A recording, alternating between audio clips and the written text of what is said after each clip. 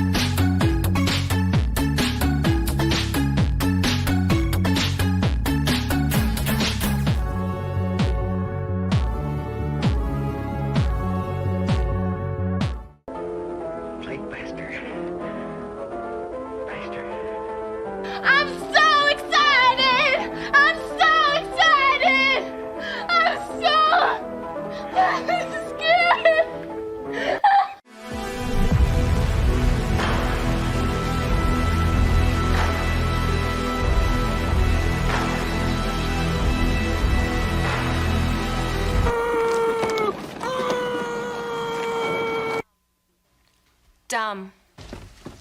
Stupid. Crazy. Dangerous.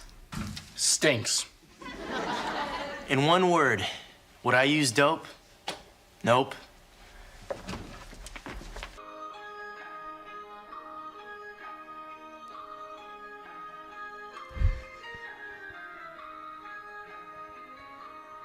I don't know why I can't figure this out, bro.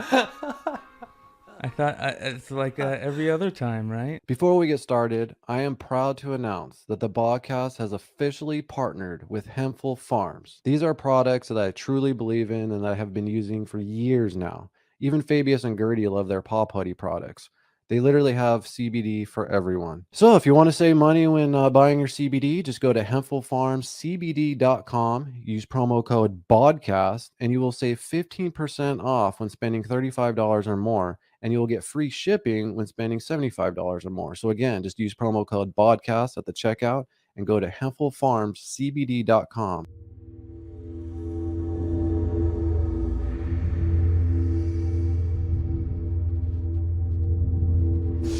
Yeah, it smells hot. You smell it? Yeah.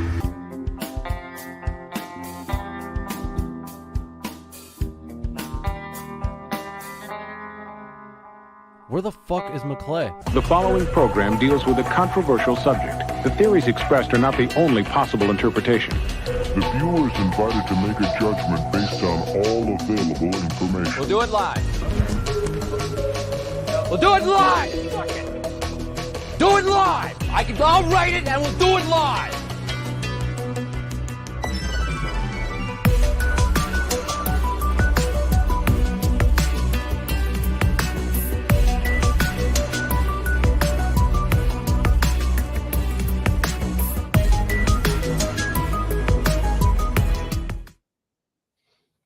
What's up, everyone? Welcome to the Bogcast, nominated Best of the Valley by Phoenix Magazine. I'm your host, Keith Obit, joined with my best friend, Brian McClay. What's up, dog?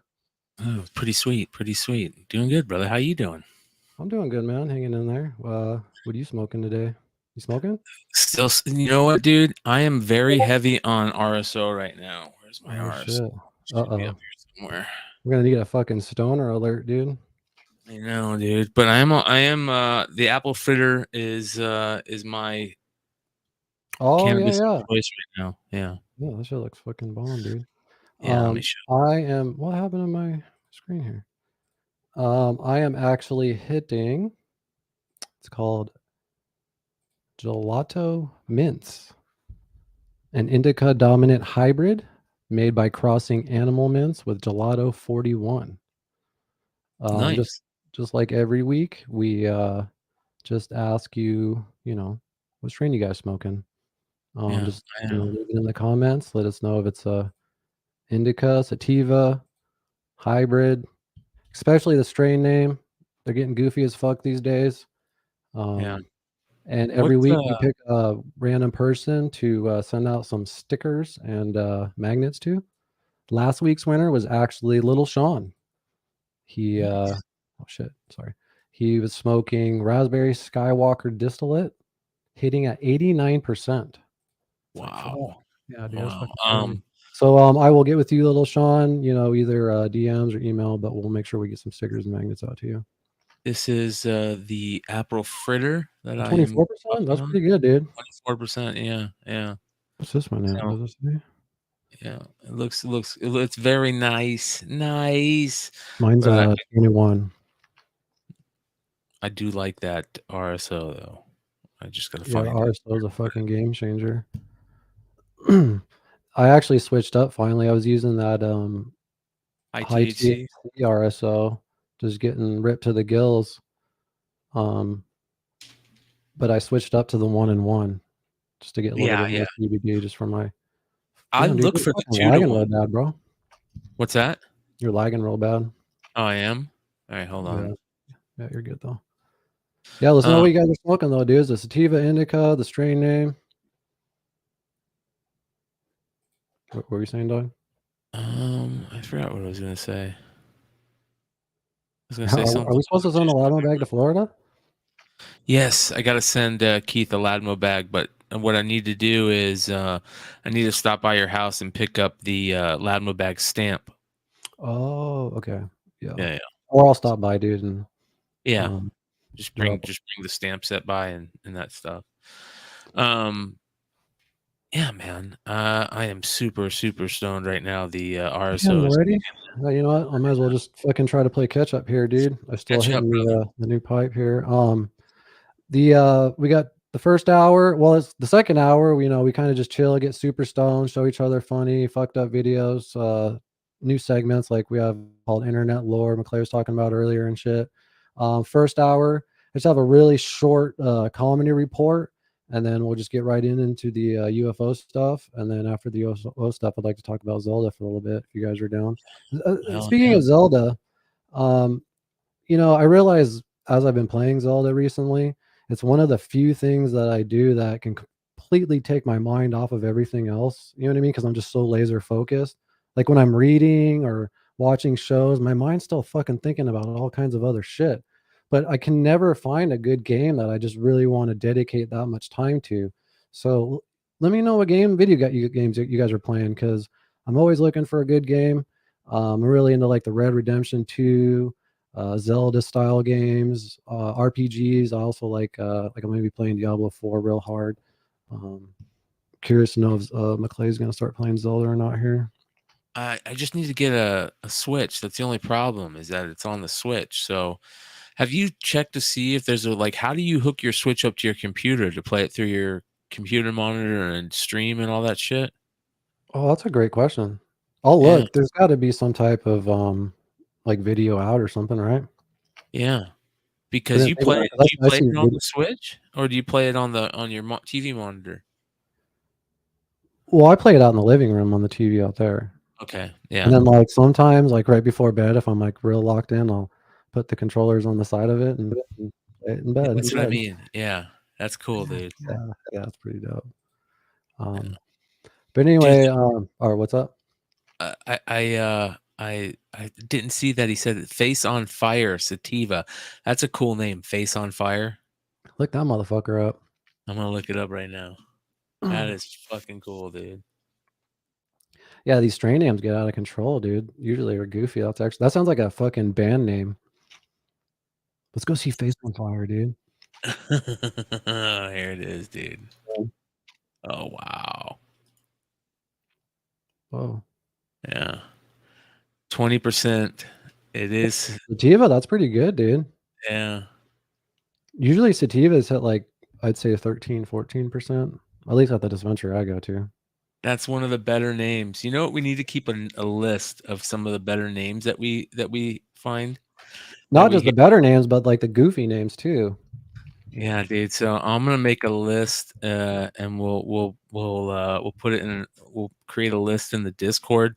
For those of you guys that don't know, you guys can come hang out with us in the Discord. We do have a call-in section in the Discord. As you can see, there's a call-in live room. And if you ever want to call into the show, that's how you do it. Link in bio, and you guys should be able to figure it out. But I'll also create in the Bogcast section of the Discord, I'm going to create a strain name category. Oh, perfect. Oh, yeah. There was one a few weeks ago. I think you were smoking on. It was pretty ridiculous. I just can't remember it. I'll go and look back though. I think you're the only other person that really knows this. I'm actually writing my first feature film ever, and it's about that fictional strain that we came up with, Egyptian Green Wizard, that's in the Sound Guy. So we got to make that a real strain. If anybody knows how to cross strain names and all that shit, or crossbreed strains and all that shit, and you can make Egyptian Green Wizard, that'd be like the Bogcast strain. That'd be dope, dude. Oh, bro.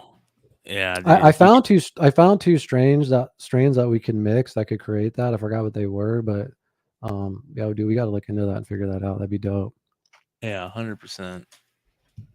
All right, there's our first strain name in the best strain names Discord. Face on Fire. I wish I had a better sound effect. Yeah, well, or you can just use this. Check this out. Here we go. Let's do this. There's some. There we go. And if we're ever saying anything epic, dude, I have the theme music down here now. So if you're going on a rant, you just be like, and these UFOs, they're getting fucking crazy. You know, if you want to ever just go off like Alex Jones and shit, that'd be clippable as fuck, dude. Let's see. I was gonna say here, yeah, let's just get right into the comedy report really quick. I wanted to show you some funny ass shit, dude. Hang on, I spent fucking 20 minutes making this stupid title card. I might as well use it.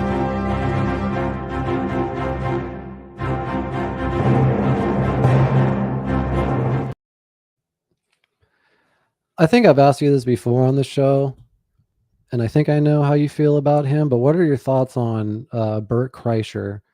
Not as a person or a podcaster, but as a stand-up alone.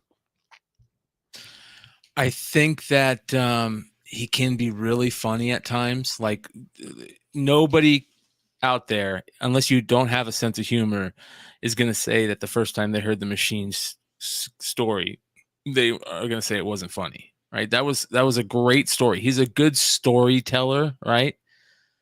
But I'm not the biggest fan of his stand-up. You know, I think he's a good storyteller, though. I agree with. Oh yeah, he's a phenomenal storyteller for sure. Yeah. I like Bert a lot. I think it's because he's friends with all of my favorite comedians. But I agree with you. I'm not a big fan of his stand-up necessarily. As a matter of fact, I think that Big J clip of him making fun of Bert's stand-up on the roast is a perfect example of his stand-up. Remember that? Where he just talks about his family and then does his laugh and shit. But I'm glad you brought up the Machine, because his movie comes out that's called The Machine. Yep. It's a good idea too. And I think it's fucking crazy because, you know, me, I have this love for fucking stand-up and comedians and all these podcasters and shit. And then I have a fucking obsession with film and filmmaking and all this stuff. And watching him promote this film and doing the opposite of what, you know, normal actors would do and how the premiere goes and all this shit, it's pretty actually fucking cool to watch. And him talking about how like they almost shelved the film, and he actually like leaked the trailer on Joe Rogan a few months ago and got in big trouble for it. But because he did that, they allowed the film to come out, and it's a pretty crazy story. But he actually was on fucking. They timed it perfectly for him to be on Rogan today, and I wanted to play you this clip of him that I saw, and it's pretty fucking cool, dude. Whether you like Bert or not, this is pretty funny. Pretty cool. Get out of the house and go see the story that started on this fucking podcast. I would have never told it on stage if this man right here didn't say, you have to tell it on stage. This is your fucking movie. You need to know him as the Machine. From now on, call out his name at shows, make him tell that story. I leaked the trailer on this movie was going to sit on a fucking shelf. Joe, you've done so much for me. Do it for Joe, guys. Do it for Joe. Do it for me. Prove that he's the motherfucker. Well, I just think it's a funny fucking movie, man. It's a good movie. It's an action. So that's fucking crazy, dude, that he's doing stand-up. I remember this podcast when he was on Rogan, and Rogan's like, dude, you should do that. Everything he's saying, I remember this podcast. And then sure as shit, he starts doing this, and it fucking he blows up, right? And now it's a fucking movie. That's crazy to me, dude. I've never seen that pathway for a film to be made from like a stand-up bit that was created from a podcast. That's just fucking crazy, dude. Well, I think that that's what it takes sometimes. It takes somebody to tell you that, no, that is a really good idea. You need to do something with that for good ideas to come to fruition. Totally. I agree with that. Yeah. And he was talking about how like, you know, they have the premiere and the movie starts at like, I don't know, 7 or something like that. And he's like, they're telling him what time he should be there, and he's like, yeah, I'll be there probably like 2 or 3. And they're like, what? They're like, no, you're the star of the movie. You come in like a minute before, and you're like, no, that's not my style. I'm not doing it that way. He's like, I want to be there when everyone gets there and say, hey, what's up, blah, blah, blah. I was like, he's doing it his own way. Like, he's changing the way even the red carpet is. So look how excited he is, dude, at this fucking event here, dude. This is funny, dude. Premiere day for my movie, The Machine, and this is the red carpet for the premiere. What the fuck? Today's premiere day for my... Dude, my fucking TikTok is filled with like comedy shit and then just all back and shoulder stretches. My movie, The Machine, and this is the red carpet for the premiere. And I'm going to give you a tour in under a minute. Right here is Will Call. After you get your tickets, you head over here to Shot Skis. Shots lined up on a ski, 3 friends all at once. Dave Williamson will be doing celebrity interviews right there. And then we've got drinks and food trucks, slap boxing, drinks and food trucks, DJ. Dude, we got your own waste management right there for your own hole in one, followed by liquid death. Hey, murder your thirst. Did I mention we have axe throwing, and flip cup? And then when you're done all of that, you head over, you get a picture in front of the step and repeat, and then you head inside to watch my movie, The Machine, in theaters this weekend. I'll see you at the movies. You know how last the week we were talking about how Joe Rogan got to build his own comedy store and make it the greatest thing ever? That was Bert Kreischer building his own red carpet. This is Bert Kreischer's name all over it, dude. This is crazy. Like, completely changing the red carpet game. And then not only that, changing the way as an actor for the film, promoting it the way he's doing press. So for example, if they ask you about a kissing scene, you're just supposed to be like, oh, it's just acting, you know, no big deal, blah, blah, blah. On Joe Rogan, he's saying how, first of all, he's like, he's like, when I read scripts, I don't read the actions. So I only read the dialogue. So I didn't know I had a kissing scene. So I just showed up and they're like, oh, the kissing scenes that it is today. He's like, what? And then he went to Liliana. He's like, I haven't kissed another chick in like 20 plus years. Is this cool? She's like, yeah, it's just acting, no big deal. He's like getting all excited, you know? And then he says, like, as soon as he kisses her, he's telling everybody, okay, we need a wardrobe change because he's getting bonered up in the scene. That's the exact opposite of what you should, like, the production company wants you to do when you're trying to sell the movie, right? But then again, that's what's going to sell this movie because he's doing that shit, in my opinion, because he's creating his own path and his own lane and shit. It's crazy, dude. Yeah, Chad brings up him and Segura, and I think that is one of my things that really kind of makes me love those two guys even more, is their relationship and how they are around each other. I'm not the biggest fan of Bert and I'm not the biggest fan of Segura, but when they're together, I fucking love watching them and love listening to them tell Yeah, stories. they have a good podcast together, and They're trying to Bert even talks about how Tom Segura completely has a fucking lock on the business side of everything, and like he's the one that like got Bert to double down on the podcasting and showed him the business side. He's like, look, once you start getting 50,000 downloads a month on this, I'll get you this ad agency, this and that.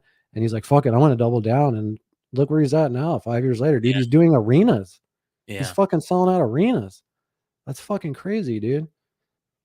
Hang on, I had another. Oh, this is a crazy clip, dude. So, as you know, the movie co-stars with fucking Mark Hamill. Like, how crazy is that? As his dad. Yeah. So, I don't know if you saw this, but there's a video that came out of a bunch of fans hounding Mark Hamill for autographs. And he's even in the car, and they're like shoving it in the car. And he's like, what the fuck? You know? Yeah. So, Bert has a cooking show that he does on YouTube. And obviously, he's doing one to promote the movie. So, he has Mark Hamill on, and they talk about it, dude. It's pretty crazy. How freaking weird was that people shoving stuff in your car the other day? Wow. Yeah, well. Don't start me on that. My blood curdles. It's just. And I didn't even go into detail because I just retweeted it with the hashtag, the downside of celebrity.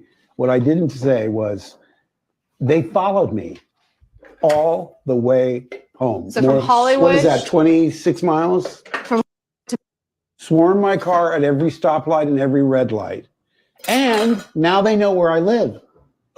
We pulled over and I said, look, I'll sign one more thing, but I want to see you turn around and don't go up my hill to my house. Good luck. And I might as well inscribe them all. Best wishes to eBay. Yeah, because they're already on eBay. People were sending me screenshots of the items that I had signed hours earlier. Are you serious? Yeah. Already on See, eBay. he used to always want to sign because he thought they would be fans. And I can usually, Chelsea and I have good meters, we can tell. Well, she also takes pictures of people. I do. I take photos because one time when we were at Sundance, he kept getting swarmed. So I was taking photos of everyone he signed for. And then they would appear later and be like, oh, that's not me. That's my twin brother. I'm like, oh, how convenient that you have a story. And everyone seems to have a twin. Okay.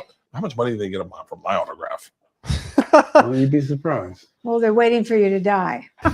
Well, that's a lovely thing to say. The value shoots right through the roof. First of all, Mark Hamill I love when we see things like that. That was the his human wife. side. Yeah. Yeah. So I didn't know who they were, but I assumed that's who that was. Yeah. Yeah, that's crazy, dude. These autograph fucking dorks. These like 40-year-old dorks that like they're making music, like all these famous people not want to sign autographs anymore. Yeah. Because I realized that a couple years ago, and I was just like, I'm too old to be asking other grown men for autographs. I don't mind it. Like sometimes it's like, there's certain times when it's okay, but like I'm not going to go up to somebody when they're at a dinner or in a car. Don't bother anybody. No. Yeah, only time I'm ever going to ask for an autograph if like it's an autograph signing session. You know what I mean? Like I'm not going to go up to somebody out of nowhere and go, "Hey man, can I have your autograph?" If it's like an appropriate time, you know what I mean? Like, and the only time I actually really like to do it too is the bands that I like and listen to. But that's only because the bands that I like aren't big by any means. They're usually underground and they have day jobs and shit. And I just want to let them know, like, dude, I think you're a bad motherfucker. You know what I mean? Because you should be like Within the Ruins, for example. Yeah. Like I went up to him, I was like, dude, you guys should be fucking billionaires. How are you? Like, I just wanted him to feel like badass, Or another good example is like when we had Jonah on for the podcast. I thought it was cool for him to sign the podcast like thumbnail design, Yeah, that was like dope. that type of stuff is cool, or like the movie posters, right? For the posters for Sound Guy, right? Yeah. Like that's cool, getting those signed and giving them away because those are cool, like little mementos. But going up to somebody like that, or going up to somebody when they're eating, or when they're not, when they're with their family, I'm just not ever going to do it. Period. Yeah, I agree. I kind of pussed out on Jeff Irwin from Will Hammond's autograph because I kind of felt like that. Yeah. And that's understandable. You know why? Is because it felt like we were actually becoming friends in a way. Yeah. And it wasn't, instead of separation for like a fan to like a musician, you know what I mean? And it just felt awkward. Yeah. I actually agree with this. I do find him unfunny most of the time, but I am extremely happy for him. And I do love his hustle. I mean, he works fucking his ass off, and he's pretty insufferable on podcasts when he does interviews. He'll have a guest. When he has a guest on, dude, the guest never gets a word in. It's like, what the fuck? Shut the fuck up. Yeah. So, that's pretty much it for the comedy report. The only other thing I would suggest to watch if you have a couple hours, or at least put it on the background, is Andrew Dice Clay was on Rogan. I think it was yesterday or the day before.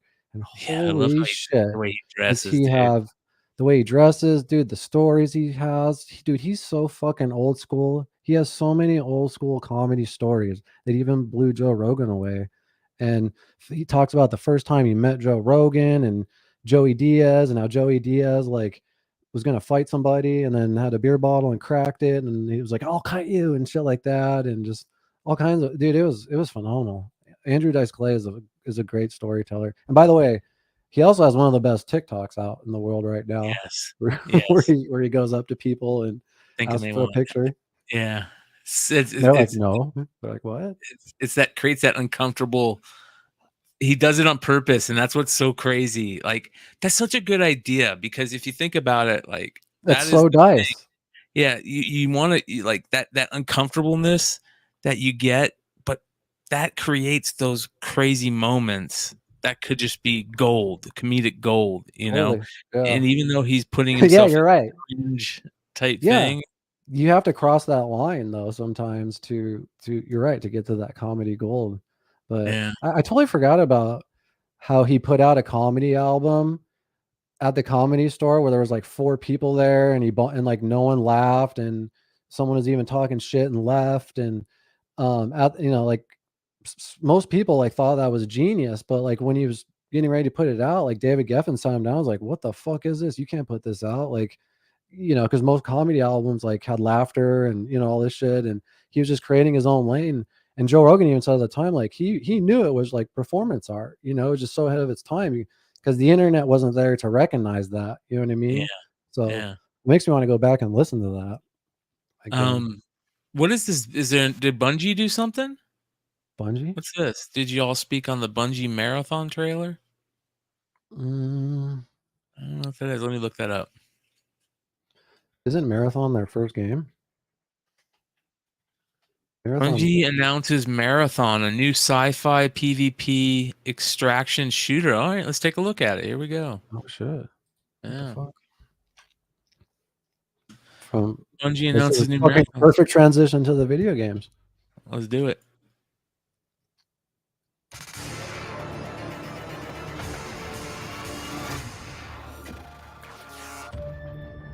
Ooh, I like it already. Fucking, are you kidding me? Like, all you gotta do is put shrooms in it and you'll like it. Glowing shrooms at that, dude. Phosphorescent Those shrooms. look like the mushrooms in Zelda, actually. Yeah, dude. Yeah, I paused it. Whoa.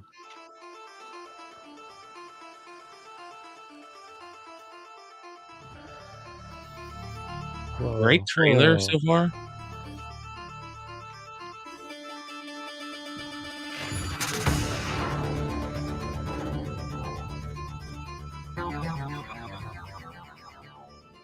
Dude, the music and the colors. Let me tell you something, bro. Let me tell you something. When I see that Bungie logo, bro, it brings me back 20 years immediately, and I just love them so fucking much. And immediately my thoughts were going right now. I'm thinking, God, if they just kept Halo like what it could have been, why could they not make Destiny and just have another department for Halo at the simultaneously? Like, because 343 just fucking fumbled the bag so goddamn hard. Holy shit. Yeah.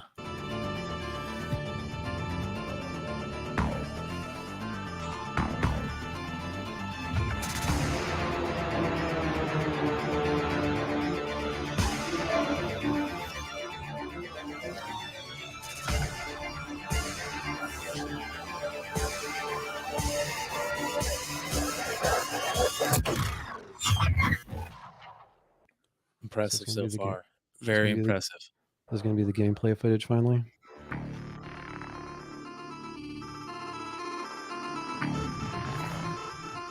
Oh shit. Whoa. That's badass, dude. Oh. Whoa.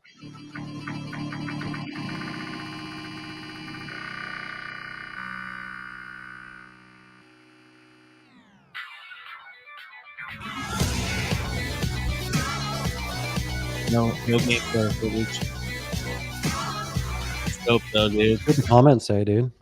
Now, I could be wrong about this, but I think Bungie's first game was called Marathon before they did Halo. It was like their very first game they did. Bungie's Reviving. There we go. Yep. Yeah. To create a player versus player extraction game. It's the long-awaited next title from Bungie. We've been waiting for years for the Destiny and Halo creator to announce. And I forgot they're owned by Sony now. Yeah. I forgot about that. They've only dropped a teaser and a website so far, but Marathon is currently in development for PS5, Xbox, Series S and X, and PC with full cross-play and cross-save. Here's how they describe it. Become a runner in Bungie's new sci-fi PvP extraction shooter. Compete for survival, riches, and renown in a world of evolving, persistent zones where any run can lead to greatness. Those persisting zones it was such a game changer in first-person shooter games, right? Where they push everybody together. Yeah, there's another word for that though. I forgot. It's just not coming to me. They even added that to the new Halo, a game type like that. It says it looks like Marathon will be set in the sci-fi universe in 2850 with clone technology that includes synthetic bodies and conscious shifting abilities. Players are known as runners in the game, and the brief teaser trailer shows players in an arena with full body armor and the usual assortment of weapons and takeout opponents. So that's pretty badass, man. So I wonder what's going on with Destiny now. You know, this makes me think about how besides Nintendo, I don't really see a point of having a console, to be honest with you, because you could just play, like, once I figured out how you could just plug a regular Xbox controller or even, I'm sure, PlayStation into your PC, dude. I mean, the graphics are obviously better, you know. It's a game changer. Like, if you can't sell the game player though, too, that you lose a ton of money, right? You start losing money. If what? But they're losing money by not being able to sell the actual console, you know, to play the game in. And then because then you have exclusivity. Like Nintendo has that exclusivity where you can only play it on Nintendo things. And I wonder how much that's worth, you know. You know, what's crazy to me too is just the specs for Nintendo. Like, to me, Zelda is is vastly in comparison to like Red Dead Redemption 2. The graphics are fucking completely different. You know, like Red Dead is more like realistic. Obviously, Zelda is more cartoonish. Yeah. But Zelda is just brilliant in its graphics in its own way. You know what I mean? It's crazy, like how. You know, I love the cartoonish stuff. Yeah, it's fucking brilliant, dude. I absolutely fucking love it too. Like Nintendo, that's what I was saying last podcast, man. Nintendo has that grip of consistency, I think, with all their systems. Like even the Wii was the shit. I had fun with the Wii. Nintendo the GameCube was the shit. Nintendo 64 was the shit. What was the last Zelda you played? It was the one for Wii when you had the Wii. God, which one was that? Not Breath of Wild. It was right before Breath of Wild. No. Is it the one where you're on like a boat and shit? It's like can't super remember. cartoony. I think so. Yeah. No, I was on GameCube. No, I played the ones on GameCube too. I like the ones on GameCube. I had fun with those ones. But yeah, the Wii was the last one I played, and I remember, you know, how game changing those Wii things where you could play with the Wii thing. Thank you. Yeah. Twilight Princess, is that what it was? Yeah. Supposedly they're in talks of making a Zelda movie now with the success of Mario. They should. people are debating like what kind of animation they should use for that, you know. How does the animation look for the video game? Oh, for this one, the new one? Yeah. I have a video I could show you. Could this be movie material, do you think? Well, people are saying either like the graphics from Mario or like what do you call it, anime shit style, you know what I mean? Or, you know, or even like the old Wind Waker shit. You know, they could do it so many different ways. Well, people that do the Castlevania animation would be great to do Zelda. Oh yeah. Yeah, no shit. I'll just play this in the background, just give some shots of like what the new Zelda looks like. But I mean, it feels muted, like really muted. Like the colors feel muted, like there's no lines to the like, you know what I mean? All the lines of each item kind of fades into each other.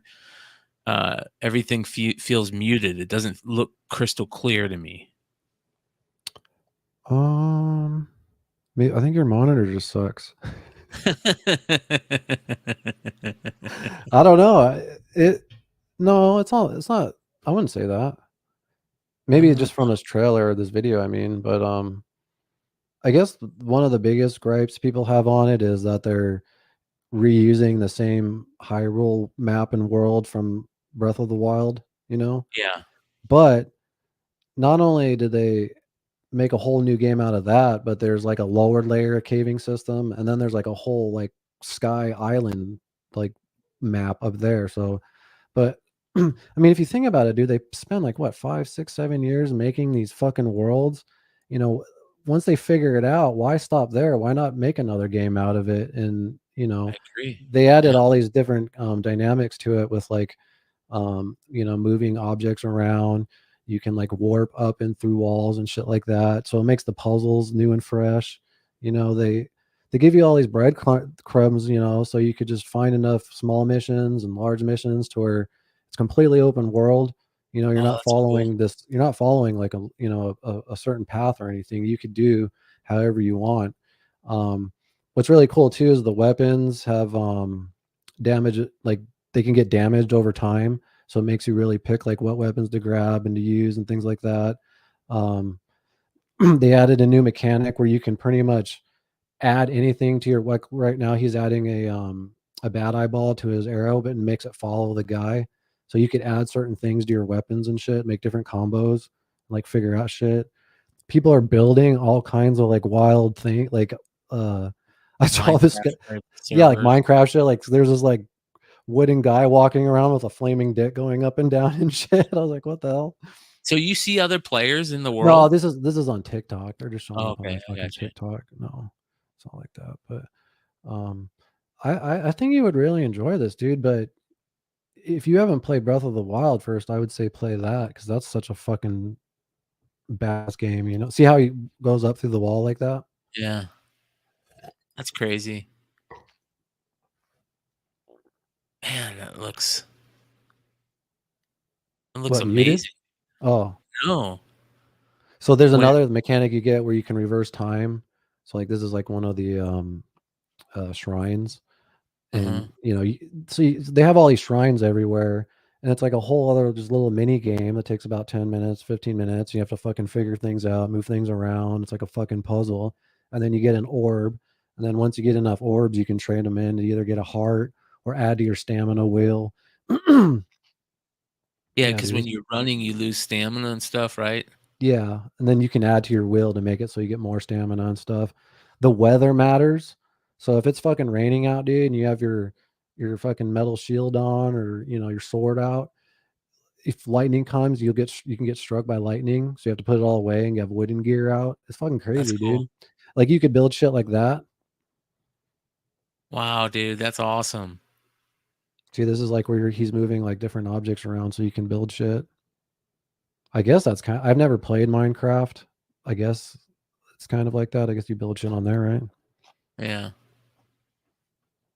Yeah, they can build like you know, villages and shit.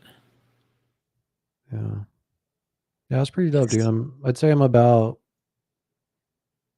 12 hours in. But I have to say, dude, the first like 3 or 4, it's like the tutorial is like 3-4 hours itself. Like I thought the first thing I was doing, I was like, this actually kind of sucks. Like this is small. Like what the fuck? And then I realized that after I got done with it, I was like, holy shit, that was just to figure out, like to show you how to play the game. And then Hyrule opened up. I was like, oh my God, this is absolutely insane. I couldn't believe it. Are the puzzles hard or are they the first like 6 of them were pretty, they're pretty simple and, easy to figure out. And then I got one, I'm on run right now. I'm kind of stumbled on. I'm like, fuck. I was like, even Jordan was watching. I'm like, I don't know what to fucking do right here. What the fuck? They just give you this and that, and you have to do this. And it's like, how the fuck do you get this over there? My favorite thing about Zelda or Legend of Zelda games is getting new weapons and new items, and just like how cool it is to go find those new items and stuff. Not just that, but wardrobe. Yeah. Like you can get like this, like I'm trying to get this like fucking frog suit thing so I can climb up walls, like rainy walls. Like if it's raining, you can't climb up walls because you'll slip down.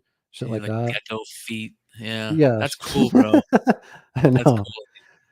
And when and the other fun thing too is finding your horse. Like there's this wild horses going around and you have to like fucking creep up to it and mount it, and then you have to like pat it down and you like build like a fucking like a love with it, and then you take it to a stable and you can keep like I think like up to 3 horses and shit and name them. But the other cool thing is I have to buy the old Breath of the Wild to do this but it saved all my old information from Breath of the Wild. But once I do that, I can import my old horses from Breath of the Wild because you get attached to your horses. I named them like Vader and all my old dogs and shit, Yeah. That's funny, dude. Dude, I wish we were playing this, dude, so we could just talk about it together. I know it sucks you have to get a Switch. I know. Can you play you can do any co-op or anything like that? I'm surprised they didn't try to do like a co-op thing. Yeah, but that's never really been Zelda though, Yeah, you're right. You're right. See how like those little sky islands and how fucking vast this shit is, dude? Yeah. 9.75 out of 10. Wow. Yeah, people are saying that this is gonna be game of the year for sure. Yeah. It's crazy too when you're high up on like somewhere and then you jump and you're gonna die. You get that fucking feeling in your stomach like when you're on a roller coaster and shit. You know what I'm talking about? And it feels real for a second. I'm like, this is a fucking cartoon. How is this doing this to me? Space God says Switch games are supposedly amongst the easiest to emulate on PC for what it's worth. Ooh. Yeah, no shit, huh? It probably is on PC somewhere.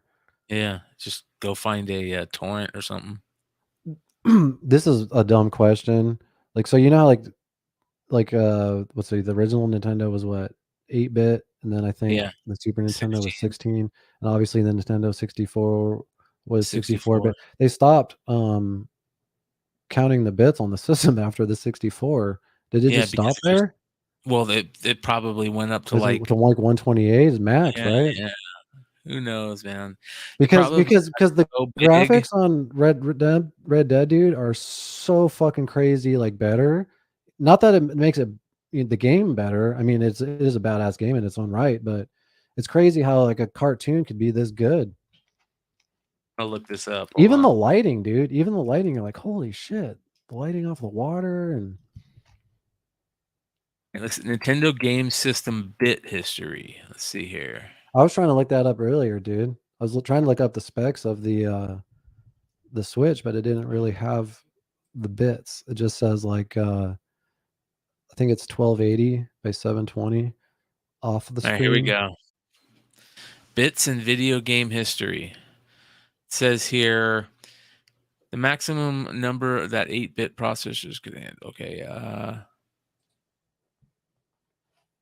It says in the very first Legend of Zelda game, players could only hold up to 255 rupees because of its limitation. It wasn't 255 because computers are weird and start counting from 0 instead of 1 like we do. Of course, the console has to remember all those other different numbers. So let's see here. The first step was, it says here, but what if we wanted to go bigger? The best way to do this is increase the number of bits. That way, the processor can handle bigger numbers, and you can do bigger and better calculations without pesky 256 restrictions. This is how the bit wars started, and console makers trying to stuff as many bits as they can to impress people. The first step was the 16-bit, which the Sega Genesis and Super Nintendo systems used. If you use the fancy pants calculations, you see that 16-bit processors could handle numbers up to 65,536. That means they had 65,536 colors to choose from. Players could score up to 65,536 points and hold up to 65,536 items, much bigger than 256. The next step up was 32-bit, which was Sega Saturn and Sony PlayStation. Their processors can hold numbers up to 4,294,967,000,000, I think. No, 967,000. I always have to count the commas. Yeah, 4,294,967,296 bits. So you going from 18 to 32-bit is a huge jump, man. It went from, You mean not bits, but colors. Not when you're saying that big large number. So for the amount of bits you have is how many spots you have for data. So that includes the amount of colors you have, the amount of spots in a bag you have, the amount of spots you have for, coin systems. Like you only have. Yeah, that's what I always wonder, like how much space Zelda, is taking. I don't think it's much. The whole Switch takes up 32 gigs, I think. I think you can put SD cards in there and shit. So it says Nintendo released a console with a 64-bit processor called the Nintendo 64. The maximum number was, it's like gazillion. 18,446,744,073,709,551,616. That's how many. That's spots items. or colors? Spots. Spots. Colors, that's, everything. That's crazy. Everything. Spots. Colors. Yeah, I know what you mean now. Like space. Colors. Yeah. Wow. For anything. There was crazy. They still max it out. You know what I mean? Yeah. That's what's crazy. They still max that shit out. Yeah, bro. That shit's interesting. Very cool. And it's just gonna double. Oh no, it's gonna. So I forgot about this. Is a true fact right here that consoles lose money and games make the money. So I've actually heard that before, where they put all this time and effort into making the Xbox and the PlayStation, and they don't make any money, and sometimes they lose money. And it's because you only buy one console, you can buy multiple. I don't know what that is. I'm too stoned to think about that one. What's weird is games, I feel like, have always been $60 my whole life since I was a little kid. Yeah. I feel like Contra, when I was a little kid, I remember like begging my mom to get that so bad because I went over to a friend's house and saw him play it, and she finally took me to grandma's like $60, and $60 is so much money, dude. And like this new Zelda was like $60. Chad said he put a thing in the Bogcast topics. All right, here we go. Let's take a look. A fun story from Tom Segura. I'll tell you a fun story, all right? When I first got to LA many years ago, I met a girl in a bar. She took me back to her place. We start messing around. I signed the consent forms. We start messing around. As we're doing it, she reaches around. She puts a finger in me, and I go, and she goes, hmm? And I go, oh, yeah. That's it. That's the end of the story. But go for your dreams. I'll tell you a fun story. I forgot you don't like Segura. He's better at stand-up, way better at stand-up than Bert, for sure. I like Segura. He just does things that pisses me off to where, like, I like flashy for you. No, like it would piss me off if I was his friend. Like not standing up for certain people, and shit like that. Like, but like I feel like there's issues there, that he would throw like good friends to the wayside, because I don't know anything about that. But the one thing I do like about him is just he has this psychopath element to him, where he could just watch a horrifying video and just not have any emotion. It's like it was the whole thing. You remember when Callan was going through, like they were trying to cancel Callan and everything. And I don't like Callan. I'm not a fan of Callan. And Segura just totally threw him under the bus, before like, Yeah, and it would just. But anyways, here's what I do like about Segura. He totally reminds me of one of my best Todd. friends. He exactly reminds me of Todd. They are exact. They almost Todd the look alike. psychopath.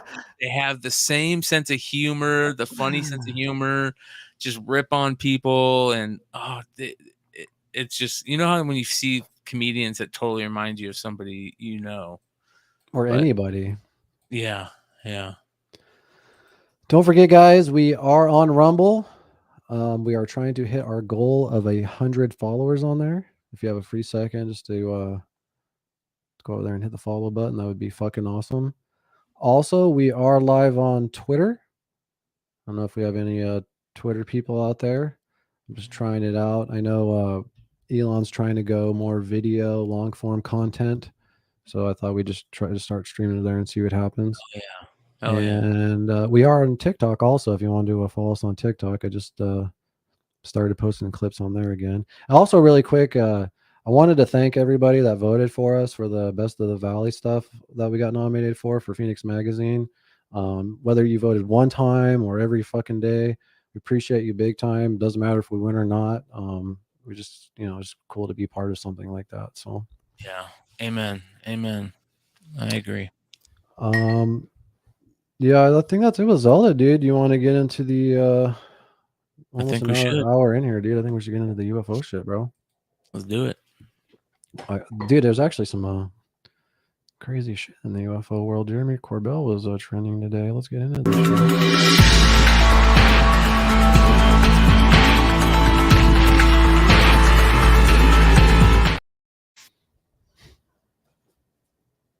This is the UFO Report with Brian McClay. So there was a ton of news this last week. I mean, just crazy sighting news and videos showing up. Of course, we're going to get into the biggest news, which is the Mojave Triangle videos that's coming out because of Jeremy Corbell. But one thing that I want to bring up first is something very interesting. When I was, when all the Mojave Triangle stuff was coming out, I saw this post by Think Tank on Twitter. He goes by Think Tank, but his Twitter name is @528vibes, and he put up this video that was supposedly taken by a witnesser of the Phoenix Lights incident. The vehicle was going over their house, and this guy took with his camcorder, because it was going so slow, he got it. Whoa. And check this out. He passed away, and his daughter found the video in his belongings. So that's what it says. It says it was a see here. It was a farmer in Phoenix in 1997. His daughter found the tape after he passed. So check this out. This is kind of cool. Look at that fucker. Yeah, they were saying. I remember people were saying it was triangle. Yeah, and you can kind of see the body. The farmer said that when supposedly people, not the farmer, but supposedly people said you could see the outline of the ship really well when it's flying over you, but you can see the outline there. It's very boomerang, like they said. That's crazy, dude. I don't know what part of Phoenix this is at. Let's take a look. That's amazing, dude. I have never seen this one before. This has been out for a while, or this just came out? I don't know. I just like I said, I just recently saw it. Let's see where this tweet was deleted by the author. I don't know. It was a reply for this, so I don't know. But everybody says it does. I don't think it says anything about it being fake. Yeah. So his daughter found the tape after he passed away. Yeah, man. When I saw a what do you call it? Like one of those recreation shows, and they were talking about the Phoenix Lights, and like they'll interview the witnesses, and then as the witnesses talk about it, they'll show like a recreation, whether digitally or whatever, and that's what they showed, dude. A triangle fucking UFO, like computerized, because they and then flying over these houses and everyone talking about it. And you Like can almost see it. multiple It people. has like these angles in it, right? You know? Could it be military? Yeah, it could be military. Of course, it could be military. But here's the thing: this thing was supposedly huge, like massive.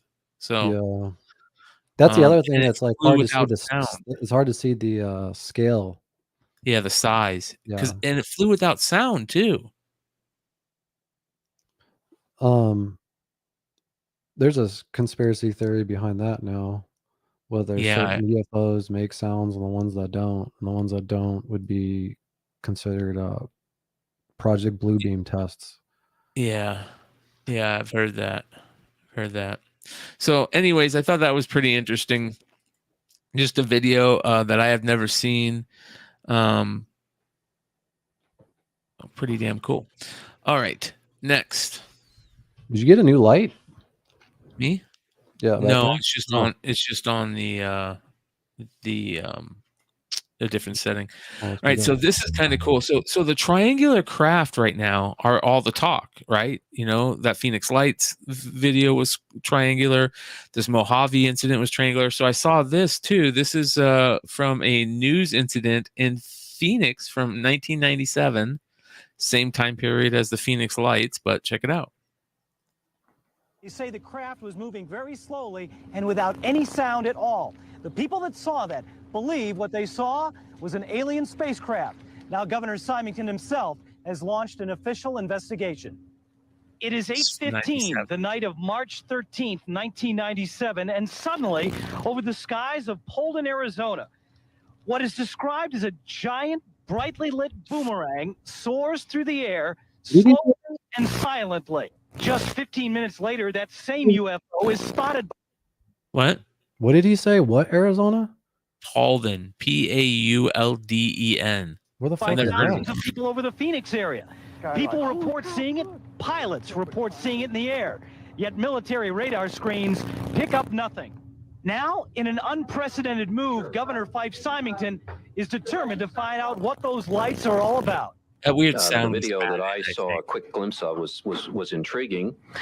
So I'm going to order a full, investigation of this through DPS. We're going to make all the necessary inquiries, and we're going to get to the bottom of it. We're going to find out if it was a UFO.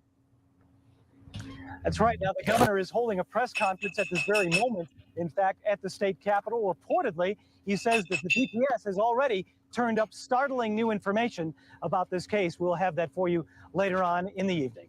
A little trip back in time there. I thought that was pretty I forgot about Fife.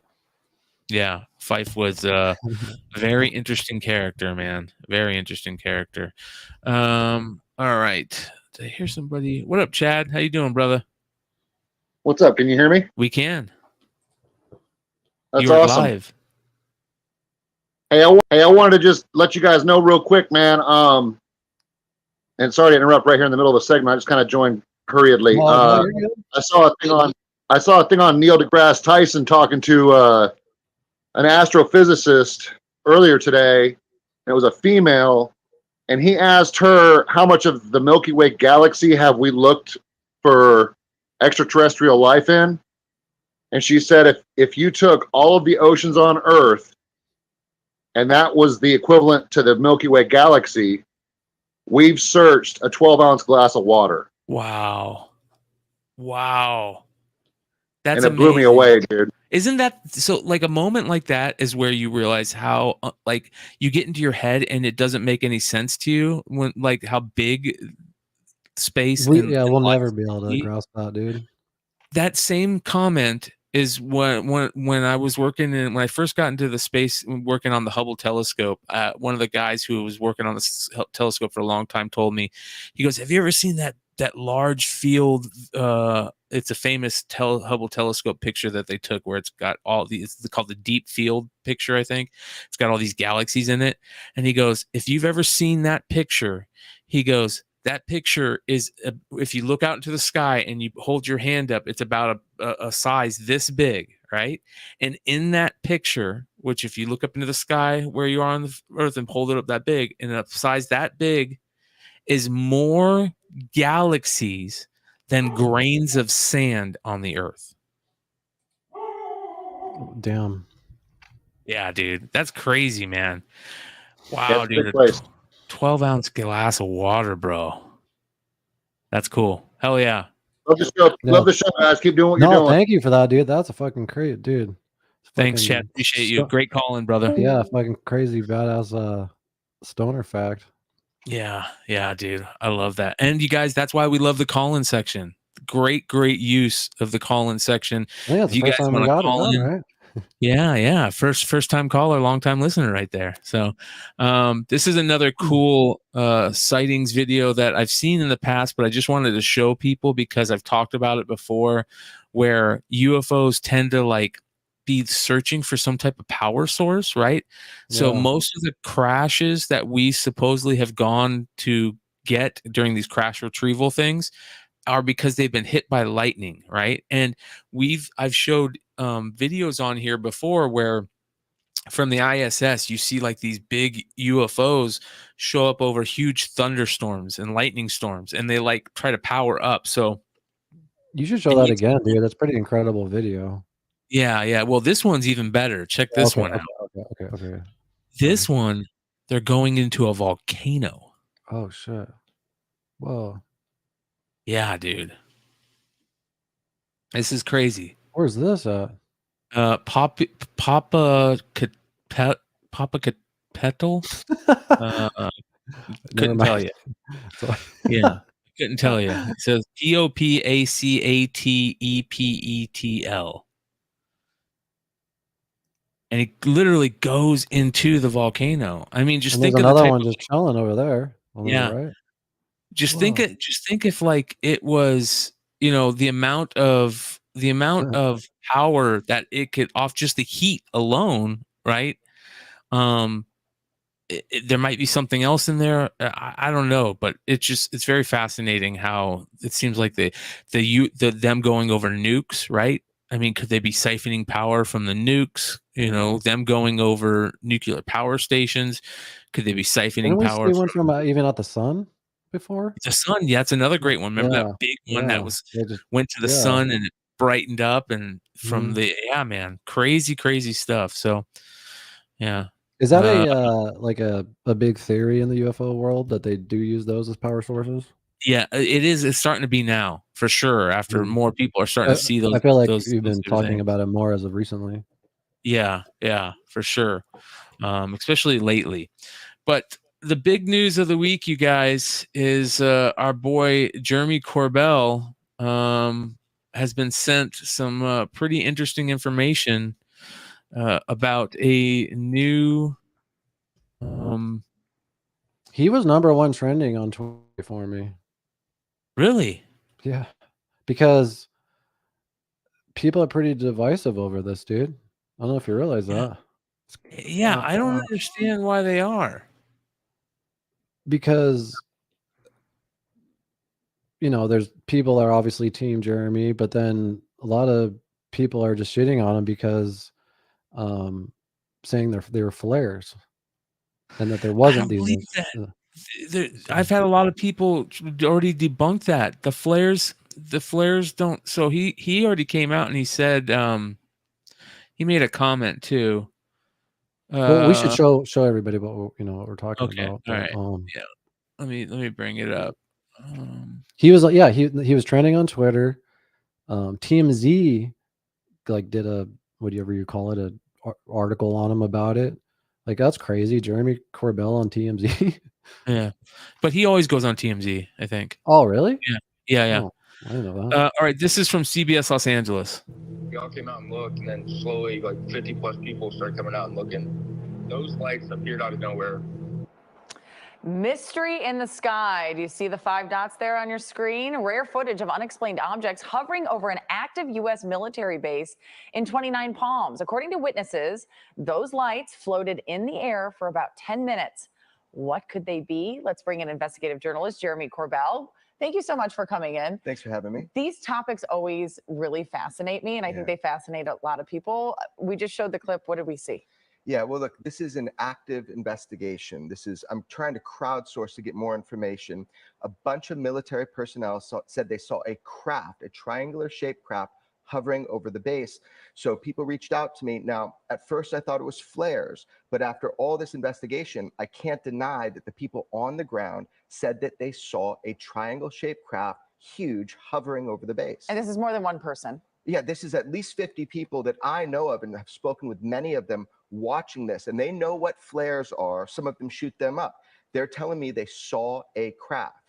And being in the military, they know what objects they have to work with and what pieces of equipment they have. Yeah, these are specialists, and that's why I'm taking this seriously, is I'm not going to dismiss what the reports that come from the actual people on the ground. So are you recording these videos? Are you getting these videos? How are people giving you these videos? Yeah, so over the years, sources come to me with military footage and they tell me, look, this hasn't been properly investigated. This hasn't been put through the proper chain of command because of stigma.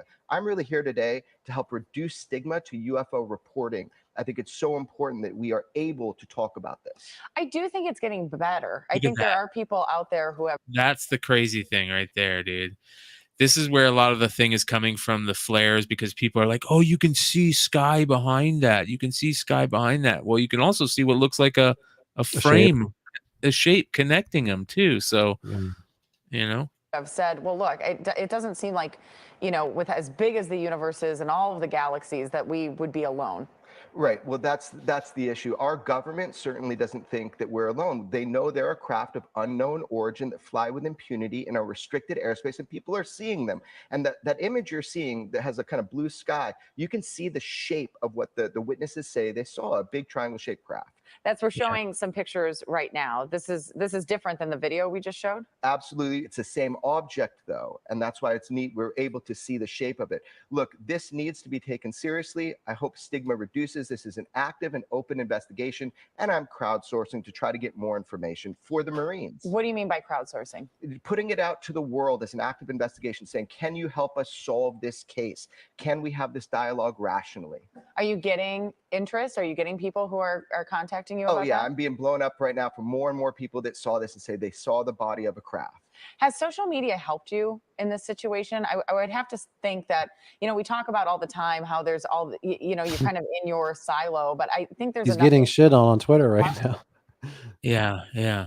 So I guess I just want to understand why, because I wake up today and he's trending on Twitter and literally everyone's acting like the flare theory was proven, but I couldn't find that. And so let me just show you an example of a tweet that I saw today. So it just said to be like, instead of admitting the failure, Corbell doubles down and tries to convince the public that flares are UFOs.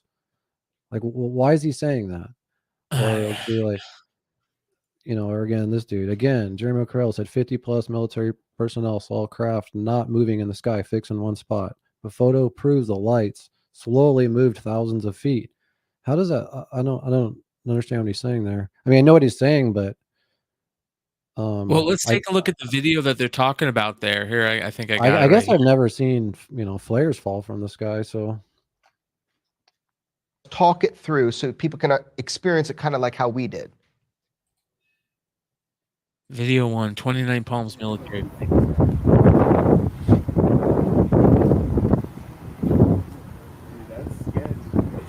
What is that?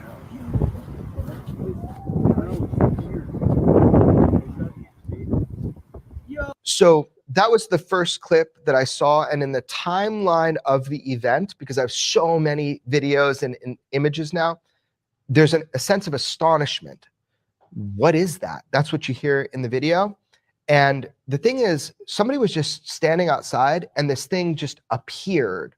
And in actuality, they could see the body of it. In the footage, you can't see the body because it's like, an iPhone sticking up towards the sky.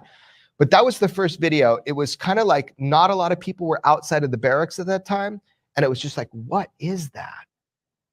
So can I see the reply to that comment right there? Because that's a good point. He says, why would an extraterrestrial craft need to have lights? I just want to see what people say to respond to that. Well, where does it say that? In the middle comment right there. Yeah. Because it's dark, obviously. They may not need lights, but they may use lights to communicate with us if they've been studying us. We use lights to communicate, like SOS signal with a bright light, old school Close lighthouse. encounters. Yeah. Like those notes. How do you know if they're conventional lights and there's not some effect of it? That's true. Like they could be scanning something and that light is being used as some type of science object, not as lights as we think it. Light is universal. Nobody claimed it's an alien. It's not for them. It's for us. Same obvious question in my head. But here's an interesting thing that's said right here. And this is what I like. This is a guy who said he was stationed at 29 Palms. And I have seen flares many times. None like this. So let's see what this says. Another guy says Another guy says, how about the video of the helicopter dropping 5 flares in exactly the same formation at the same night as part of an ongoing military exercises? Well, you know what I say to that? That's the same type of shit that they did during the Phoenix Lights. They went up and they dropped flares immediately after all the call-ins to try and start doing, they're playing into it to try and get people to believe that they're flares, right? If you immediately see the lights up there and somebody says, oh, they kind of look like flares, get some fucking planes out there and start dropping more flares, So that's, I don't know about that. Fair enough. But did you know parachute flares only last 7 minutes while descending to the ground to hunt your enemy? That's more than enough time to survey the landscape. So obviously it was longer than 7 minutes. There's no video of that, of them dropping or anything, or? No. I don't think so. It says it's not flares. Could it be something else or man-made? Absolutely, but not flares. I guess Mick West is out kind of trying to debunk it, which is very interesting. Yeah, who is that guy? That's another comment that yeah. Oh yeah, he's another like UFO guy. Check this out, bro. Oh shit, sorry. So go ahead if you had something you wanted to bring up. Well, no, it's just that Mick West guy, just like, yeah, because the Daily Star posted Pentagon releases new video after 50 witnesses spot triangular UFO over military base, and he's just like, bullshit from the Daily Star. The Pentagon did not release footage after Corbell. The footage has been there for 2 years. Here it is on YouTube from April 2021, and he actually posts a link to the video of that, of what they're talking about supposedly. So I don't even honestly know who this Mick West guy is. Can you click on the video to the one that he's talking about? Yes, sir. Let's get through this ad and I'll unmute it.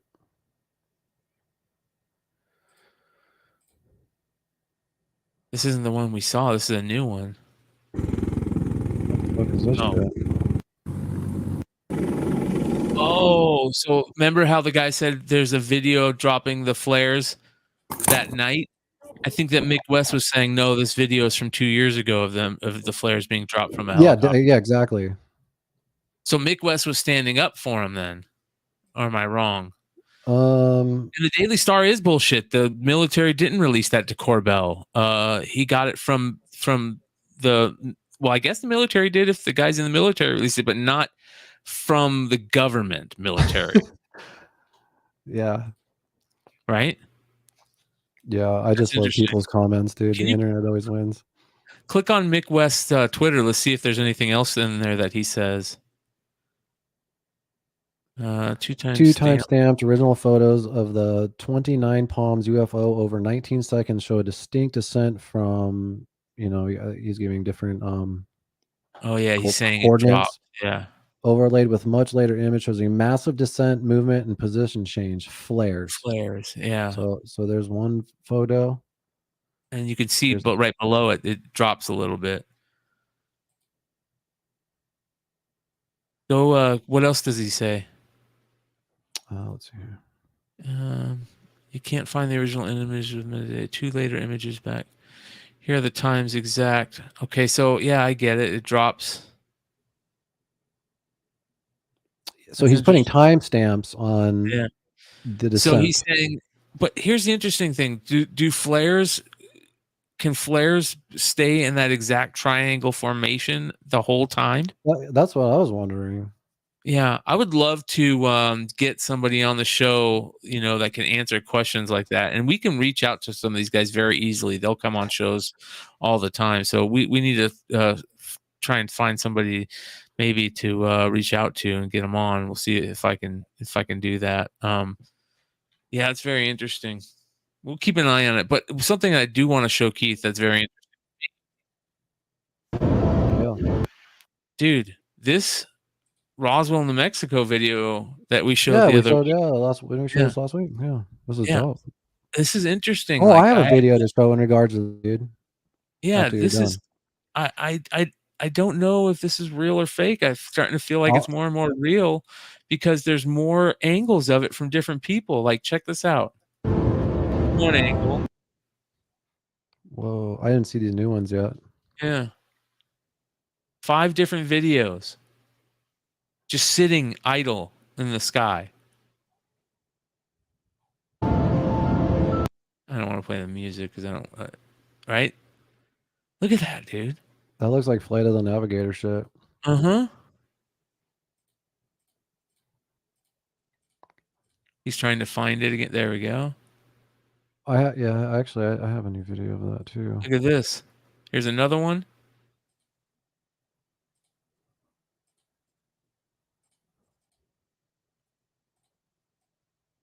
It's crazy, bro. This is what we were talking about, what we need. If there's a UFO in the middle of the sky, there's got to be more than one video from different points of view, right? So let's keep going. Here's another one. From more like underneath it. And then here's this one, a plane flying over it. Earlier in the day, it's just sitting there. There's a plane getting ready to fly by.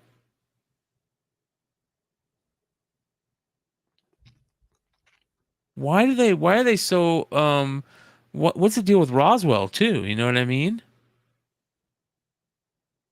Can I show you a This is different on angle? May 17th. And then here's another one. Like I want to know when it left. I'll show you when it left. I'll show Okay. you when it got there. All Supposedly. right, I want to see this.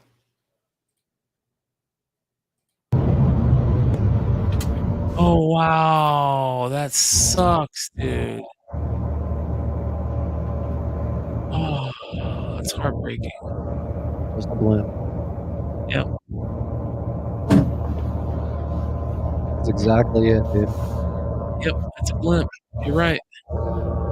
Why the fuck would they do that over Roswell, New Mexico? Exactly, dude. What the fuck? That's exactly what I'm saying. Like, what the? Why would you do that? That's like, I feel like the government is trolling us, dude. Like, because It's a blimp from that's like the government trolling the Bogcast, dude, because they know we're into us. We're into It's this. a blimp from SCEYE. Was launched literally 2 years ago. Wow. Yeah, I like did a deep dive on the comments too, and I mean the videos seems pretty legit, but I don't know why. Like, don't they know these videos are gonna surface and people are gonna be like, "What the fuck?" Like, why wouldn't they say, "Hey, look, guys, we got this weird looking object coming out. You know, this is blah blah blah." They don't say nothing. They just put that fucker in the air, and for 2 weeks, here's like, the "Look other at thing. this! Holy shit! Flight of the Here's the other Navigator." thing. It might not be over Roswell, and it could just be over where, and they did that in the city they're doing it in, but because of the algorithm for TikTok, it's a perfect 60 seconds, and they just said, "Oh, this is Roswell" in the TikTok algorithm, but it's obviously not Roswell. It could be someplace else, and we all just believe it's Roswell. I see what you're saying. You 'Cause know? we're a stoner podcast, and we don't look really into that far. So, Well, also, same with 90% of the people that are looking at social media. It's no, just that had Roswell all over it, not just TikTok, Yeah. but Twitter, and but I see what you're Okay. saying. That's a good Yeah. fucking theory, though, dude. Fuck, man. Like if you had, yeah, dude, that is sucks. such a fucking great point.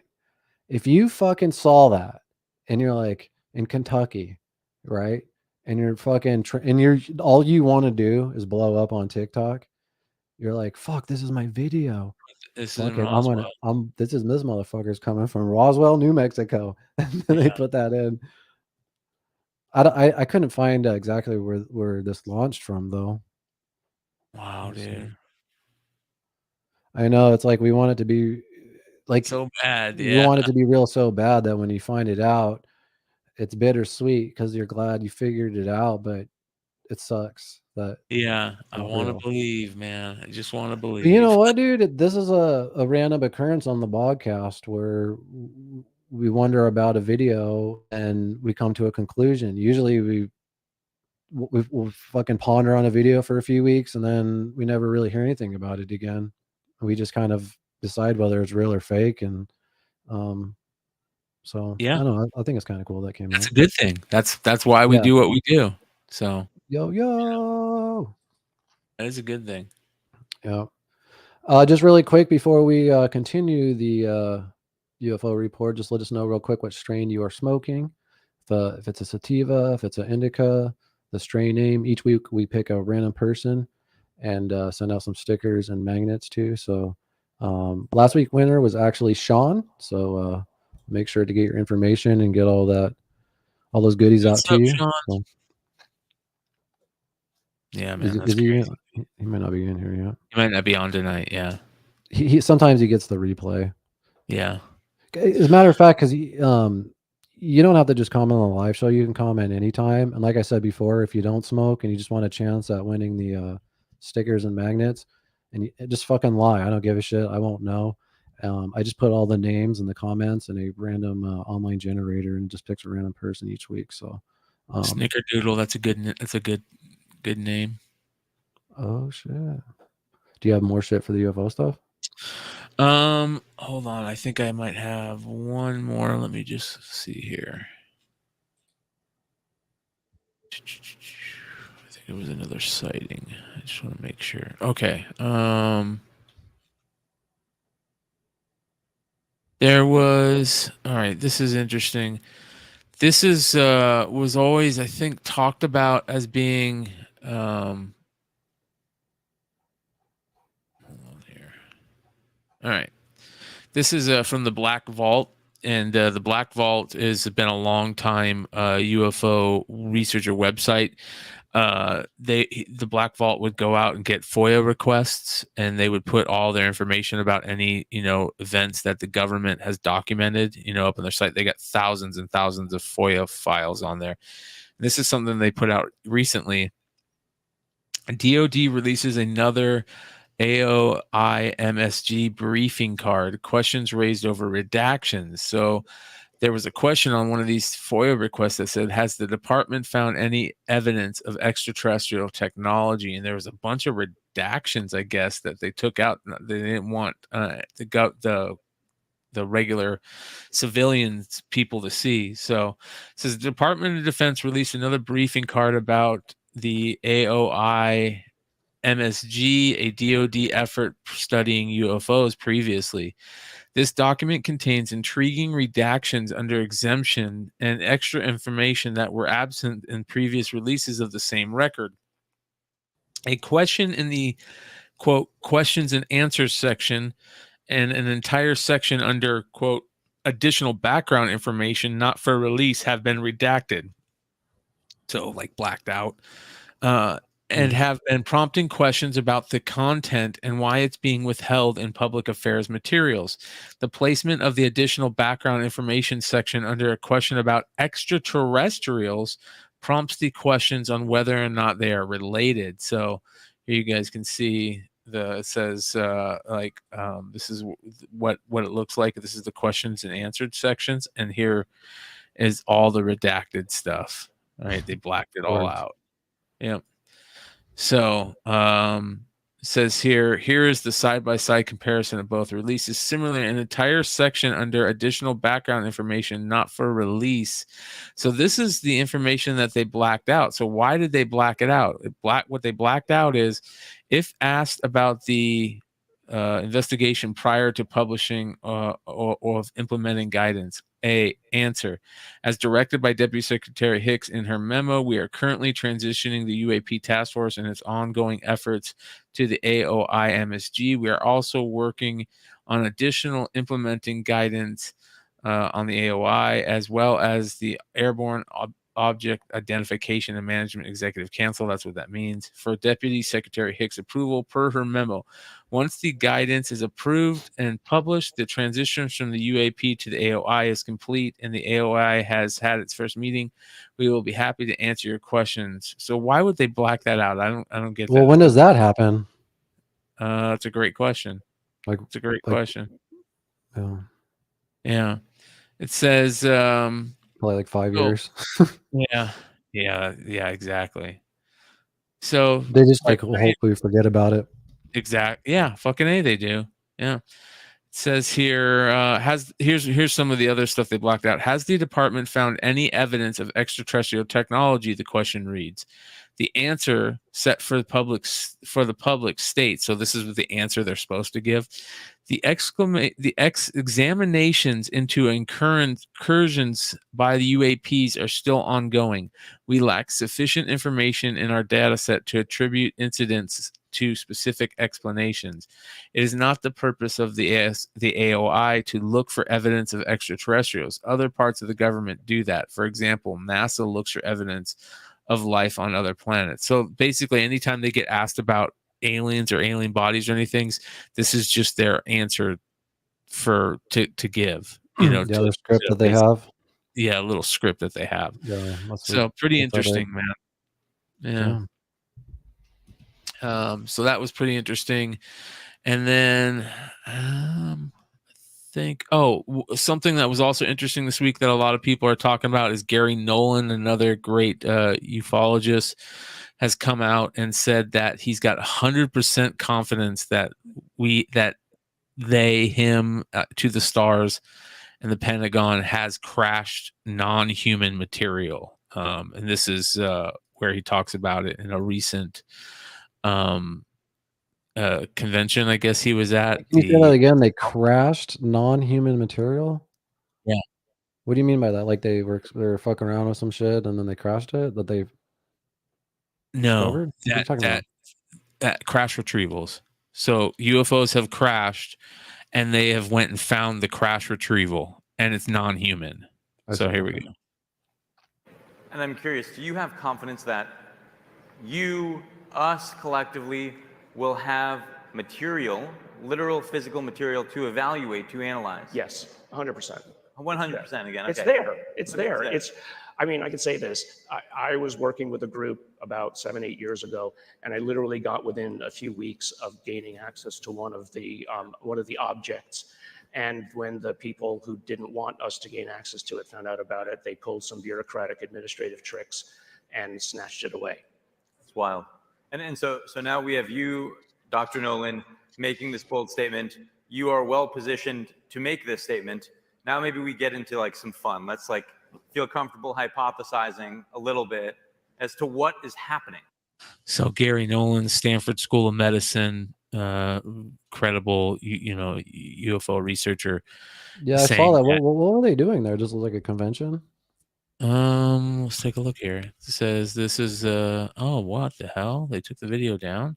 Government took it down. Those fuckers. Yeah. Yeah, it was like let's see here. Gary Nolan discusses crash retrievals, reverse engineering programs, and recent whistleblower testimony that has rocked Washington, D.C. SALT Conference, NYC. Further, it hasn't just visited. It's been here a long time, and Ooh. it's still here. Yeah, I saw the clip of this on TikTok. Basically, people talk about the WOW signal, looking for extraterrestrial intelligence. The WOW signal is that people see it on an almost regular basis. That's the communication that's already here. And that statement seems so incredible that it's tough to believe, right? Like people hear that, and maybe a lot of people hear that, and they don't believe it. And so I'm curious, if you had to assign a probability to that statement that you believe extraterrestrial intelligence has visited this planet, what probability would you assign? 100%. So there you go. Yeah, that's a pretty big deal to have somebody, a doctor at Stanford University of Medicine, like, most of the time they'll say like, oh, they're going to leave a percentage off to give them an out. He's 100% confident He'll be suicided by like next week. Yeah, they'll find him hanging with a shotgun blast in the back Yeah. of his head. Yeah, and his thumbs, have been broken before the shotgun blast. Like what? Yeah. Yeah, So there's no way. Yeah. So nothing Joe's adds up. Dueling says salt is like TED Talks. Thank you, appreciate that. That's interesting. Yeah. Right It's a global thought leadership and networking forum encompassing finance, technology, and public policy. Damn, that's crazy. They just dropped that fucking little, if like a room for UFO, right? Yeah, dude, it's pretty fucking cool. Well, more and more, it's the UFO stuff is starting to become known as like normal, that type of thing. And then finally, I don't know if I showed this once, but I think I want to show it again just in case. This is supposedly a UFO that was videotaped at the Nellis Air Force Base. There's a full 12-minute long video of this. Supposedly the guy that took this video got arrested for taking said video, but it got out. 1994 Nellis Range. Nellis is the Air Force Base in the desert up there. And it's pretty interesting to see this. Yeah. So you guys can look this up, Nellis 1994 Nellis Range UAP or UFO, and watch the full 12-minute clip. I don't know how credible it is. It says there's also a playlist on YouTube of all the U.S. government sourced UAP videos. So that's kind of interesting. It has the Tic Tac stuff and all that. Damn. But yeah, then gold mine. First aired on hard copy. So Fucking hard copy. I was like, hard copy? Totally, dude. We'll do it live. Fuck it.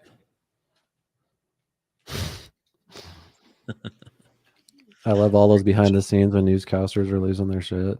Yeah. Have you ever seen the ones with the dude from ESPN? What's his name? Was it Chris Berman? Yeah, Chris Berman. Yeah. There's He a goes few nuts. videos of him where he's losing his shit. Yeah, dude. I love that. That's got to be a fucking high stressful job though. And you got Oh, all these fuck yeah, momos fucking. I know how productions are.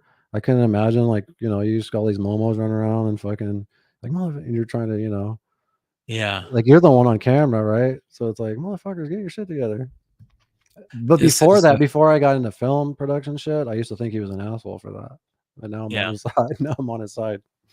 This is kind of interesting. This is a video from the Gulf of Mexico, May 18th and 19th, or May 18th or 19th, 2023. So it just happened.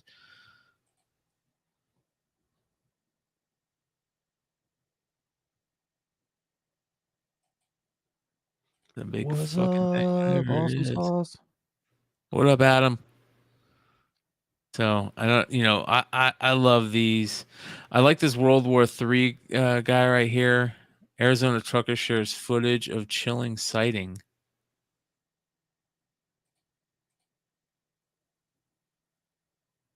The hell? It's like ball lightning or something.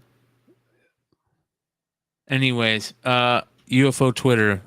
It is a gold mine of a rabbit hole if you guys ever want to go down one. It's like the main source of all your UFO information, huh? Yeah, it's one of them for sure. It's pretty dope, dude. Yeah. I mean, it's crazy how like back in the day, it was like you go to certain websites, but now those people that like used to make those sites, they're just all on Twitter and they just post all that shit on Twitter now. So it's AboveTopSecret.com used to be the website. So. Yeah. By the way, more cow mutilations are happening, which is kind of crazy. Where's that at? Texas and Oklahoma. Damn. So, yeah. Same It's thing. the end of the world as we know it. Dude, the cow mutilations are the crazy ones because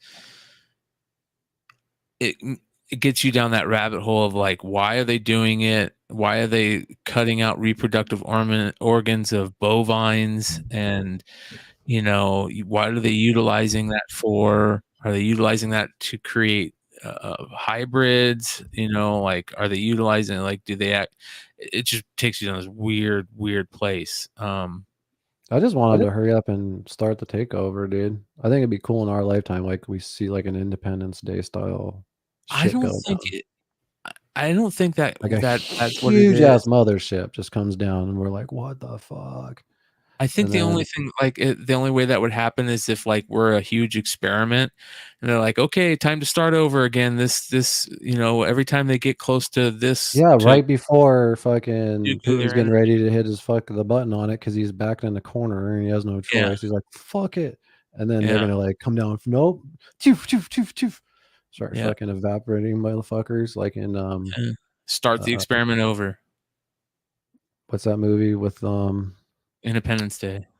well, not just that one, but War of the Worlds. I love Yeah. how when they shoot people and stuff, they just evaporate. I thought it was Yeah. pretty dope. Yeah. Fucking A. Anyway, well, thanks for the UFO shit, man. That was a lot of stuff to take in, dude. Yeah, I noticed today and even yesterday it was pretty crazy on Twitter with all the Jerry Corbell shit. I was just wondering why he was getting shit on. Yeah. It's very interesting, man. Should we get into the hour 2 stuff or? Yeah, let's do it. I'm just gonna do a quick ad read really fast. Just give me 1 second. Get the theme music going.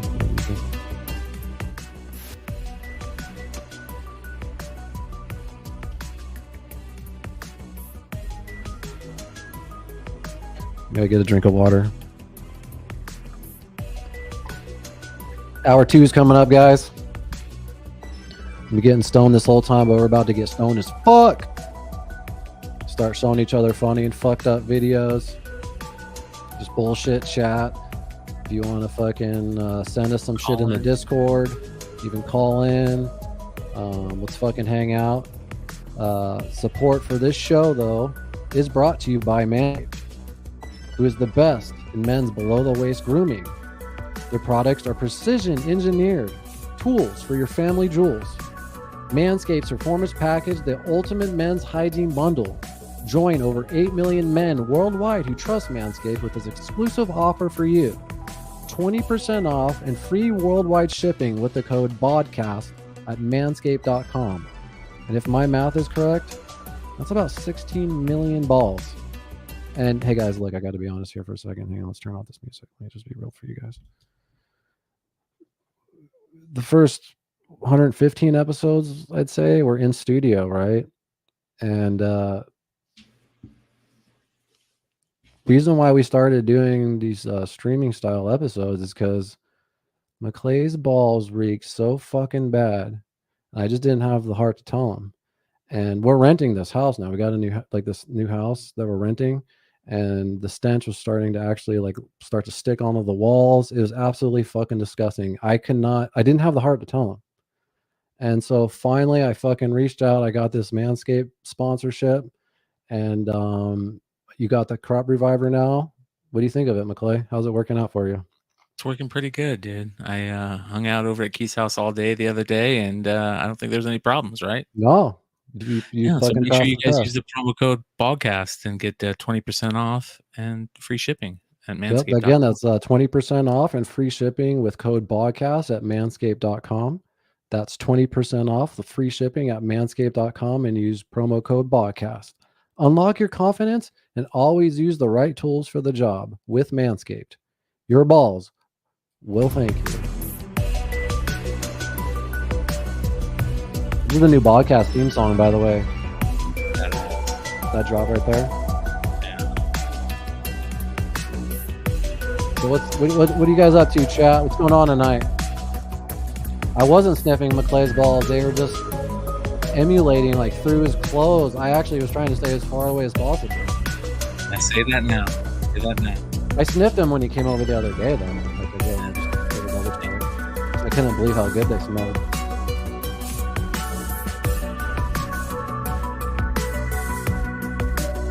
Make sure you guys sub up. You know what? Already subbed up. What's that, dog? Sorry, I cut you off. My bad. What were you saying? So make sure you guys are subbed up. If you're not already subbed up. Yeah, hang on a second. That right there is the drop. Why is my screen not coming up? Oh, shit, my bad. Yeah, guys, if you guys have a second to make sure you are subscribed to our YouTube channel. If you want to support the channel, you can always hit that join button. We have a few different tiers here. 99 cents a month. Yeah, good. Thanks for that. Get custom emojis for the chat. Member only live streams. Make sure to follow us on Rumble. Trying to hit 100 on there. We're also on Twitter live. What else we got? Look, June 1st is coming up. This last 6 months you've been fucking around, sniffing your balls, fucking beating off all day. It's time to get your shit together. Forget about it. Forget about what happened these last 6 months. I've been slacking myself. I'm doing this for my own accountability. This is a Joey Diaz inspired rant to get my own shit together. Fuck, I gotta turn this music off. It's getting me all pumped up. Sorry. What was I doing right there? I don't know, dude. The fucking music got me bumped. Anyway, this is Albert, you guys. So what you been up to, McClay? Not much. Just chilling. Yeah. Smoking weed every day. How's I don't know if it's cool to talk about, but how's Abby doing? She's doing okay. She's you know, she's getting old, man, and it's just, you know, one thing after the other. It's the way it works, you know. So do you ever see your dog dream? yes, Like Abby dream. all the Isn't time. that crazy? Isn't Yeah, that weird? I love it. Like, what the fuck do Yeah. they dream about? It's so crazy. Yeah. Fabius does it all the time. Gertie never really does it, but Fabius dreams like a motherfucker. He'll start like going, Yeah. and I'm like, body, it's okay, it's okay. It Yeah, doesn't even seem like it doesn't even seem like it's like bad or anything. It's just like he's running, or I don't I know. love It's when they super like crazy. start growling. You'll see like their teeth start coming out, or like that.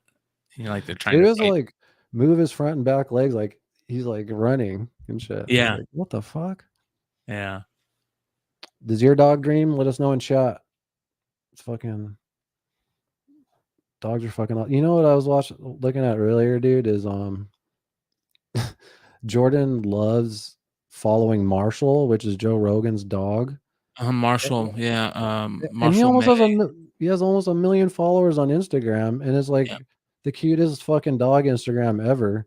And Jordan's just like, I don't understand why people don't like Joe Rogan. He's like, because he's all in them, like doing like, you know, all, you know, fucking shit we do with our dogs, you know, like cuddling up with them and stuff. And it's pretty crazy, dude. Yeah. A dog just having 1 million followers. Yeah, if only. Make sure you guys go sub up to Fabius's YouTube channel. Oh yeah, you know what? Let me pull that up really quick.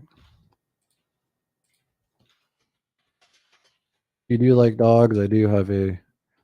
But you know, like those failed you know who the worst people on film sets are?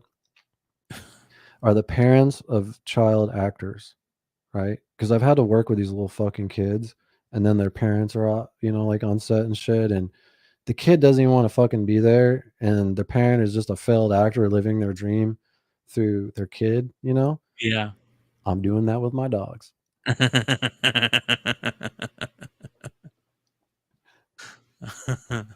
No, actually, I just started posting videos on here a couple of years ago, just randomly, and then just kind of started fucking taking off. But where is this one video? I guess I didn't post it yet.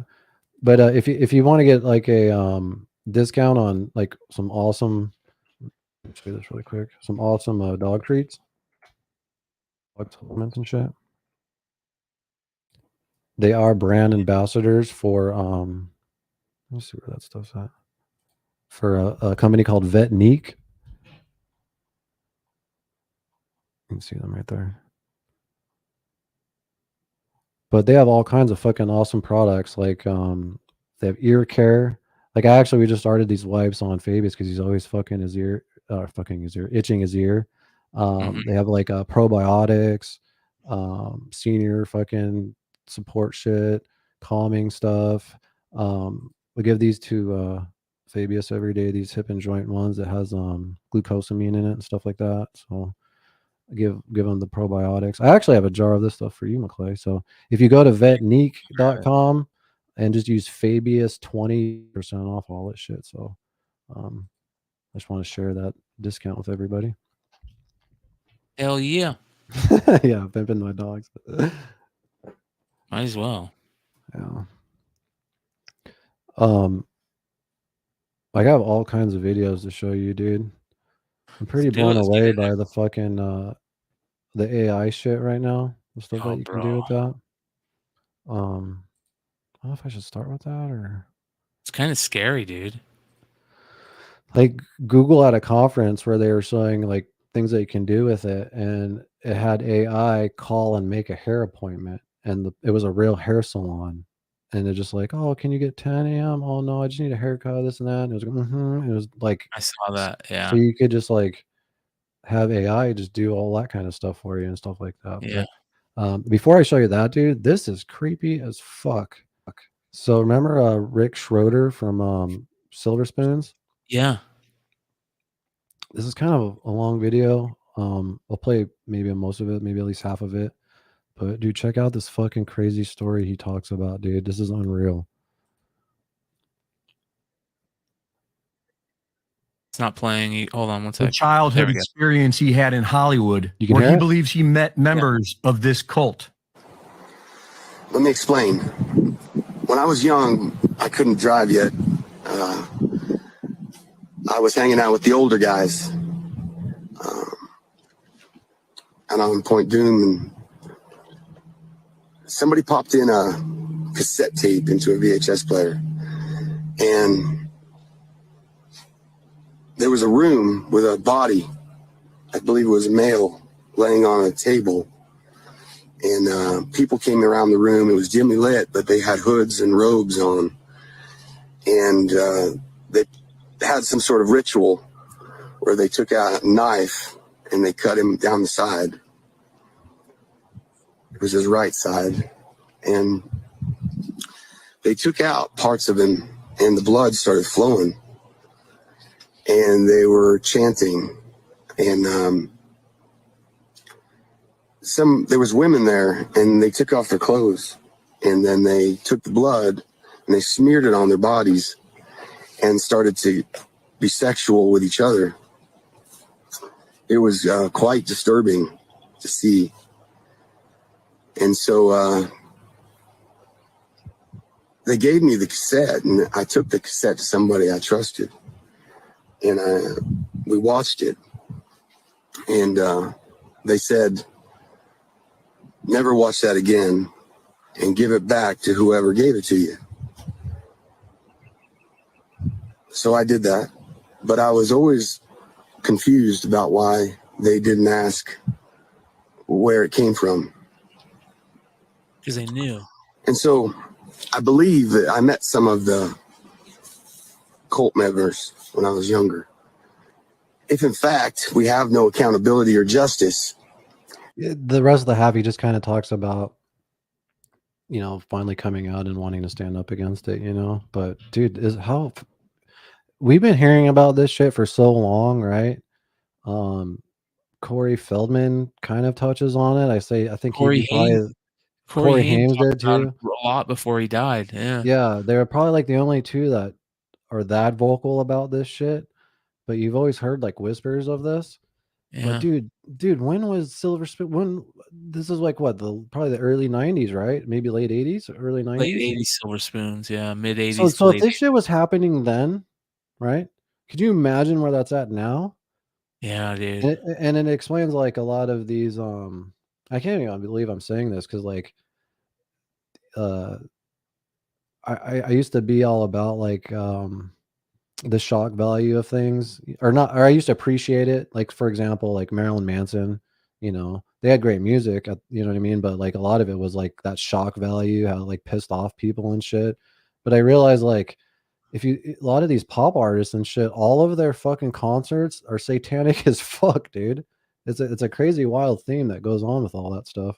I don't know if you've seen a lot of that stuff or the correlation with all of that. There's especially that Sam Smith guy. Like there's just like all just devils and just super fucking like it's weird, dude. There's a IG account or Twitter account that I follow. I always bring up AJ Benza, and he told people about it in his podcast once, and it's a account that just outs all these Hollywood pedos, man. And there's a lot of them, dude. There's a lot of them. See if I can find it.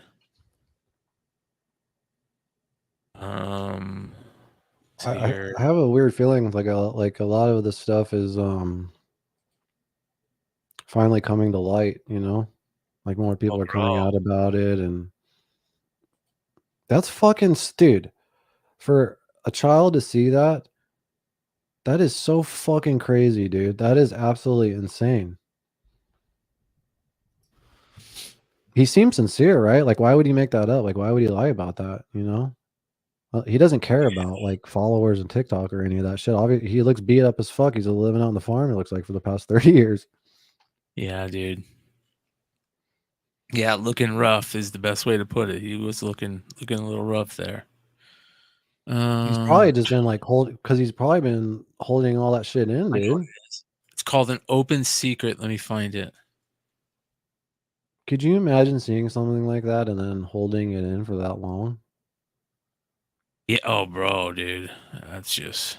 He probably, after he did that, just complete weight lifted off of his shoulders. Like, holy shit, that feels fucking awesome.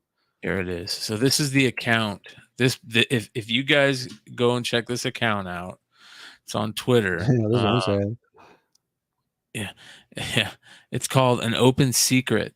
The film Hollywood doesn't want you to see. Hollywood pedos, and convicted sex offenders. We're definitely going to get hit for this one. Link below. And he just goes out, dude, and just like, so he's like, again, you have to all acute. These are accusations, rumors, but this one says Fox News host Greg Gutfeld bizarrely calls a teacher accused of having sex with a 16-year-old student heroic, making jokes. I guess that's one thing, but he's always the account's always reporting, and you see some crazy things on here, man. It's very interesting. That's pretty sad, dude. Yeah, a lot of Kevin Spacey was a big person that they talked Dude, about. The biggest fuck seems out of all of them was Bryan Singer. That's another one that they talked a lot about. Really huge fucking parties, and they were super hypersexualized, and a lot of just little young men and boys and shit under 18 and stuff. And well, same with that guy that worked at Nickelodeon. He was outed by this place. That one guy that was an actor. Oh yeah, for the Jordan actually read what's her name's book, Jenny. Yeah, Mike Harley. And she worked for that guy that ran Nickelodeon, or at least those shows. He was a fucking pervert. He had all these like, weird feet obsessions. You could see clips of him in the show, like how creepy it is. Yeah, like weird stuff. Like you could tell he had a foot fetish. Yeah. Yeah, dude. Anyway, I didn't mean to go dark with this shit. We probably will get hit. Talking about it, very but interesting. I just sad. Fucking Rick. That brings me back. I mean, Silver Spoons. That was a classic, right? Oh, bro, dude. That was the first time I was seeing Alfonso Rivera on there wearing the Michael Jackson jacket and all that. Remember that? My favorite thing that he ever did was NYPD Blue when he was on NYPD Blue. Oh yeah, dude, that was such a good show. I never watched that, but my dad did. Yeah, it was my favorite show when he was on it, like on TV at the time. No. It's very interesting, man. You hear a lot of stories about that stuff, and Alex Jones went. I remember the first time I ever saw Bohemian Grove, and that was the first time I ever remember just being like, "Holy shit, this stuff's real." That shit is so crazy. Yeah. So. And then him like going and interviewing him after, and then him like saying like, "Oh, I was there," and then they freak out and walk off. That's pretty crazy too. Yeah, dude. Yeah, it's just interesting stuff. Check this out, bro. This is interesting. So I don't know if this is real. I think it might be. But the first time I saw it, Yeah, right. First time I saw it, it said like ring doorbells will is the death of everyone, right? Like because it catches everything.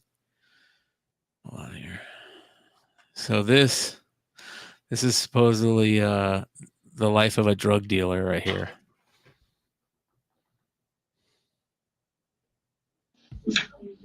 Hey, man, big dog, I need you, big dog. Boy, look here. Boy, I need you bad, man. Shit, I need about 50, man. Shit.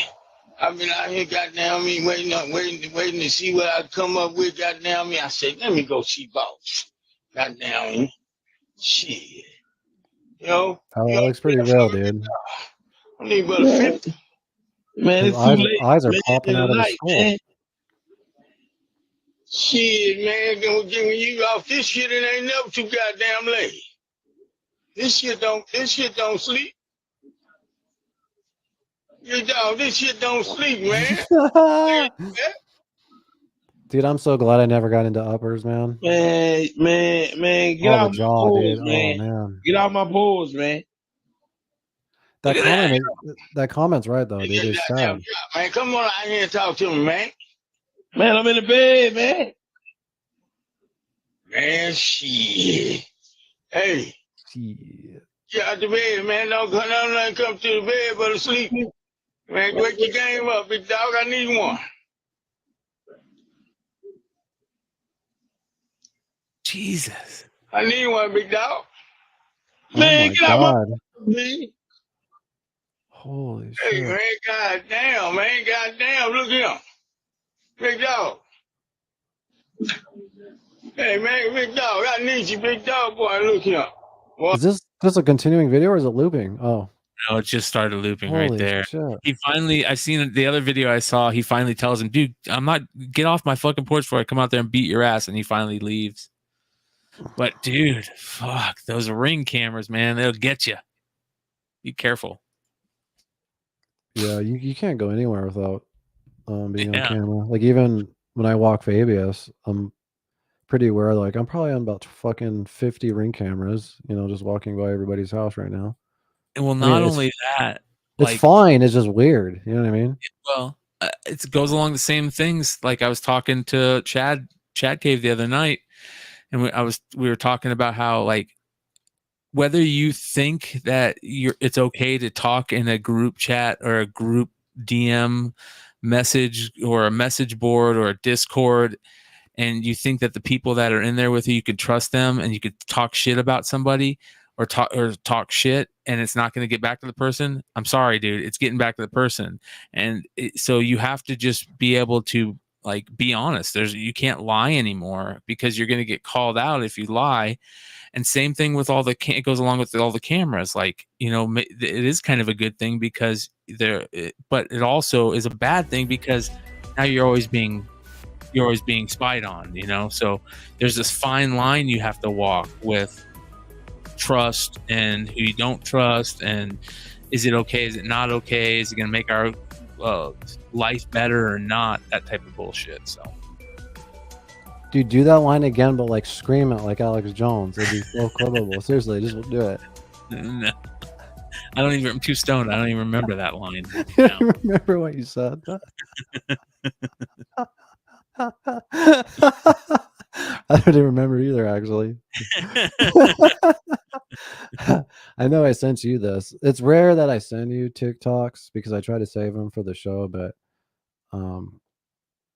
I knew you would enjoy this one, so I sent it to you a few days ago. This is for the audio listeners. It is Oh my God. I happened to look and see the pod hatching. Look at this. praying mantis eggs These hatching. are all praying mantis. Sack hatching. That's how you buy them. You buy them as an egg sack. You just put the egg sack out in your Guardian. Yeah. I didn't know you can buy them like that. I didn't know that. Oh yeah. my Look, God. there's a quail egg in her fern. That's where they like to put eggs. Damn, that's so crazy. It's cool. That's probably good. That's definitely good to have in your yard. Yeah. Yep. Let's see what the comments say. Yeah. hold on here. Oh no.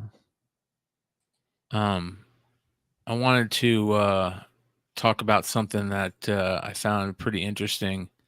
Oh. It's not necessarily a video, but it's something that we've talked about pretty heavy on this show. Oh no. Before. Yeah. Oh no.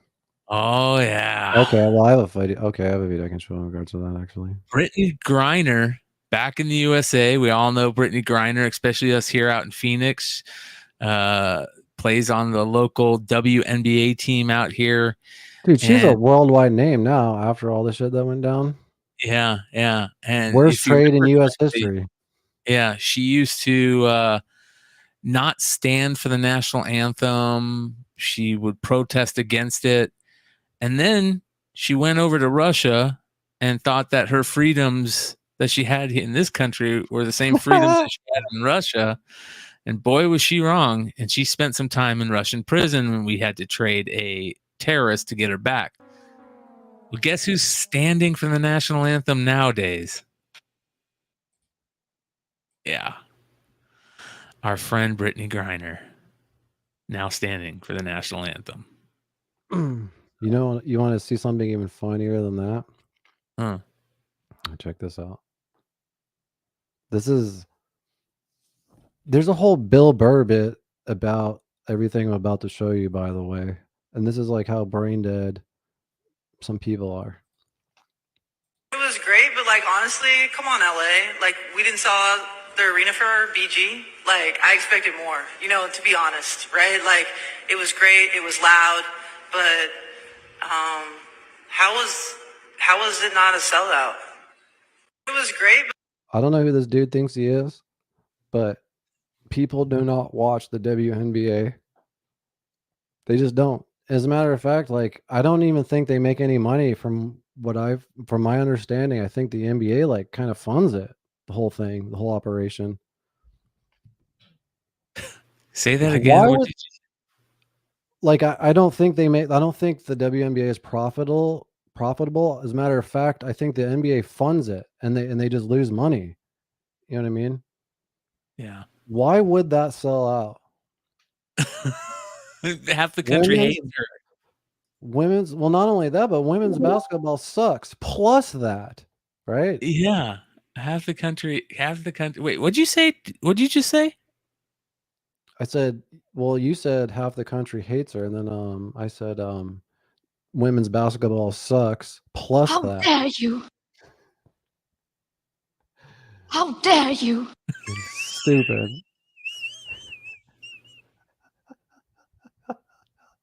Oh no, McClay has a soundboard. I gotta get one now. I've been using these same cheesy sounds for like the last 6 months. Fuck. You know what? My soundboard is just going to be things you say. So I'll just do you sound back at you that you do and say.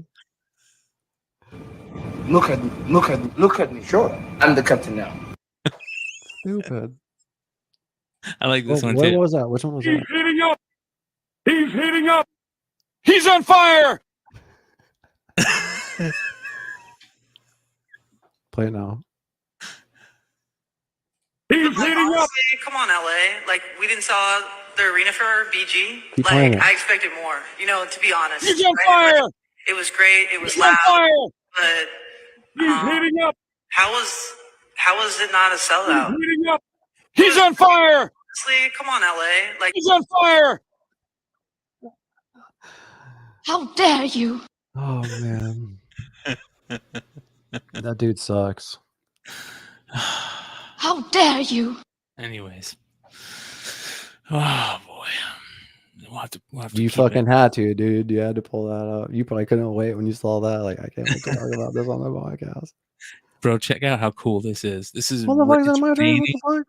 I'm just kidding. It's raining during the bioluminescence algae. Wow. Yeah. That's just incredible. I It can't even is, believe dude. that's real, dude. For the longest time, until you seen that one video where the guy is on the front of the boat and his feet are in the water and he's going through it and it's just lighting up. Yeah, it looks like a level in a video game. It doesn't even look real. Yeah. It's amazing, dude. Very, very cool. I saw the scientific explanation for that. It's I just algae. I know. I just can't remember. Bioluminescent Like, yeah. I guess let me show some like happy, fun videos. Bring the vibe up a little bit. This is an ape that reunites with its foster parents who raised him as a baby.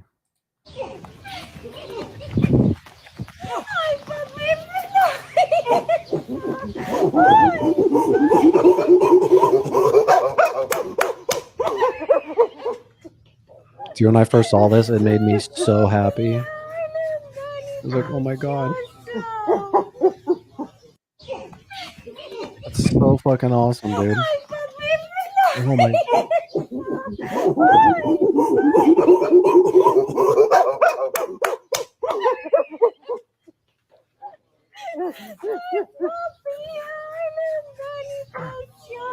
That's Dude, crazy, dude. That's just really, cool. just really quick, that reminded me of something. Well, it also reminded me of something, dude. Another crazy reuniting. Oh, sweet. Okay, yeah. Reuniting. Oh, yeah. With a girl at the zoo. Pounding her chest at the zoo. The girl's like, those things are crazy, dude. Whoa!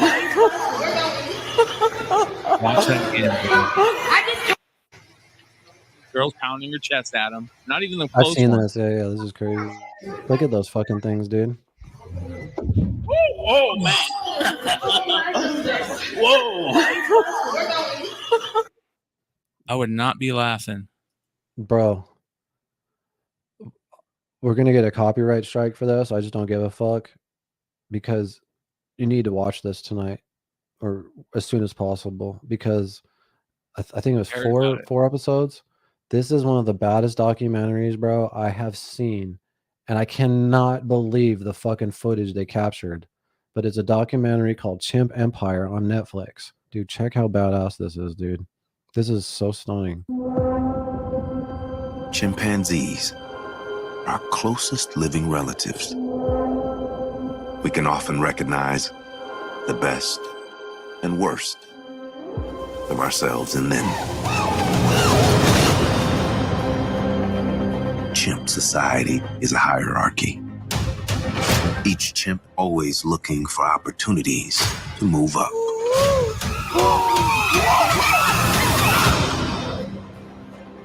Everyone is planning, persuading, plotting. They'll murder each other and shit. Meets another. There's no going back. War is coming. Whoa. Chimpanzee life is a never-ending conflict. But when you live in the jungle, you must fight to survive. And if you want power, you must take it.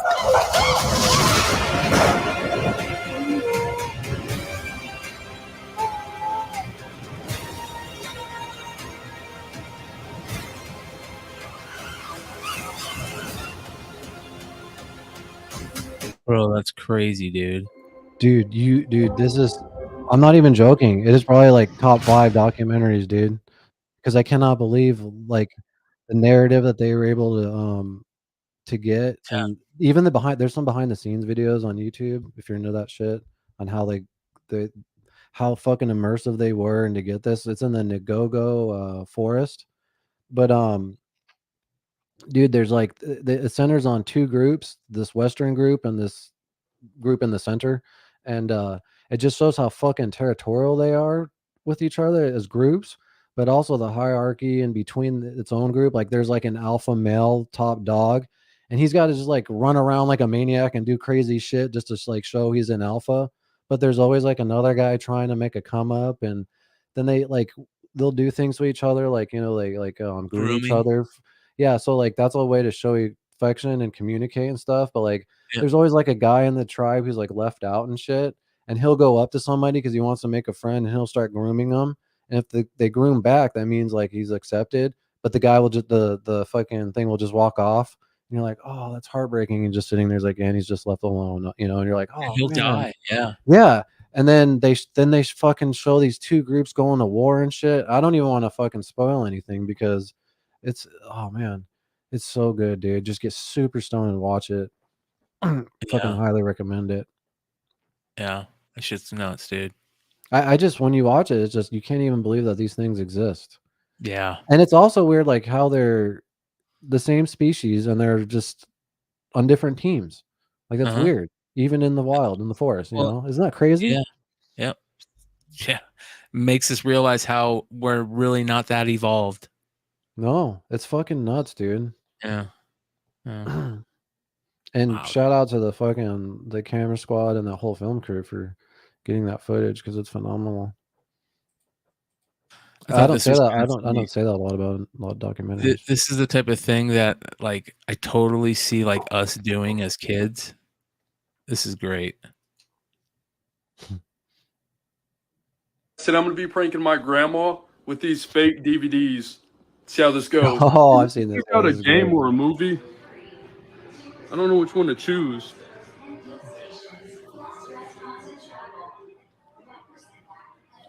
You see any which one I could get? What the fuck? What? Look at that. It's Spider-Man. That's fucking me. That's my fucking picture. What's Peter Parker? That ain't Peter Parker. That is fucking me. Son of a bitch. Look here. Look at Shrek. They even got my fucking face on his eyes. Oh, hell no. Oh, they're scripted. I see. That's They fine. even got me looking like Will on Stranger Things. Son of a bitch. But What's going on here? Fuck they get these? there's ones where Read the photo. Motherfucker, that's me. he'll make a They get that. 5 fake video games and then try to take them into like GameStop or whatever and sell them. They're like really fucked up names or whatever, and the case looks realistic and the cover and even the disc, and they're like, "What the fuck? Like, what is this?" Or even when they'll take a picture of a shirt of like someone who works behind the counter, and then like go up, you know what I mean, to them with the shirt on of the person, and they're like, "What the fuck? How did you get that shirt?" I'm like, "Holy shit!" And they just act like they're shocked. That shit's fun. That's genius, dude. A genius. You remember because it doesn't harm anybody. You know, like when you go to look at for frames, they have like the picture frames, but they have like a fake picture in the background of like the family doing something. Oh yeah. And I always thought it'd be funny to go like change those pictures out with some crazy family. Yeah, you should do that to your family. You should do that to your family. Change all the pictures in somebody's house. I think Jordan did that. Like she swapped out like a picture at her grandma's house or something. Yes, I've heard of that. That's crazy, dude. And see how long until they figure it out. Or I love the ones where they give their grandma that picture of Ewan McGregor as Obi-Wan, and he looks like Jesus, and they don't know anything about Star Wars, so they think that really is Jesus. I think Chad sent me something about that one time. Yeah, that shit's fucking funny, dude. This is another pretty kind of just funny animal one. This fucking elephant fucks with this lady's hat. This is crazy, dude. This hat is mine now. Sorry, Tim. My sister just gave me that hat. Can you say please, Mark? Please, Mark, can I have my hat back? Please. Please, Mark.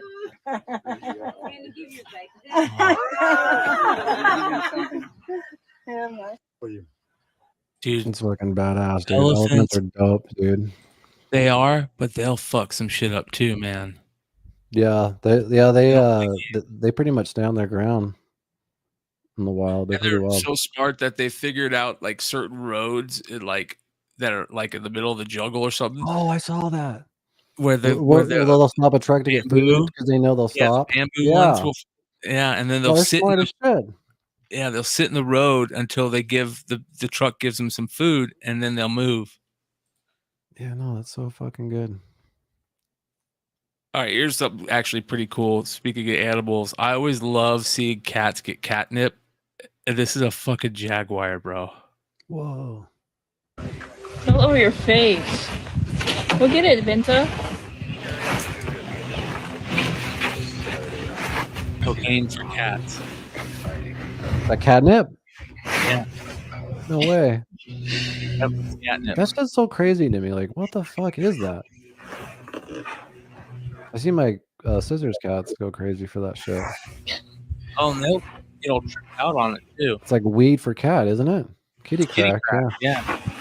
Oh my goodness. Wow. Would you go into that like to like pet it, or if they let you, like that thing right there? Bro, I Or would you be probably would scared? be dumb enough just because they look like the perfect thing to pet. Oh, I know. I Right? just Like, want to scratch its neck right now. I just want to go right do it. now, yeah, dude. Like, look how beautiful that thing looks right there. It Yeah. looks just like you want to just run your hand down the back of it, those spots, you know? But if it wanted to, it could just rip your fucking entire face off. Oh, dude, yeah, in a second.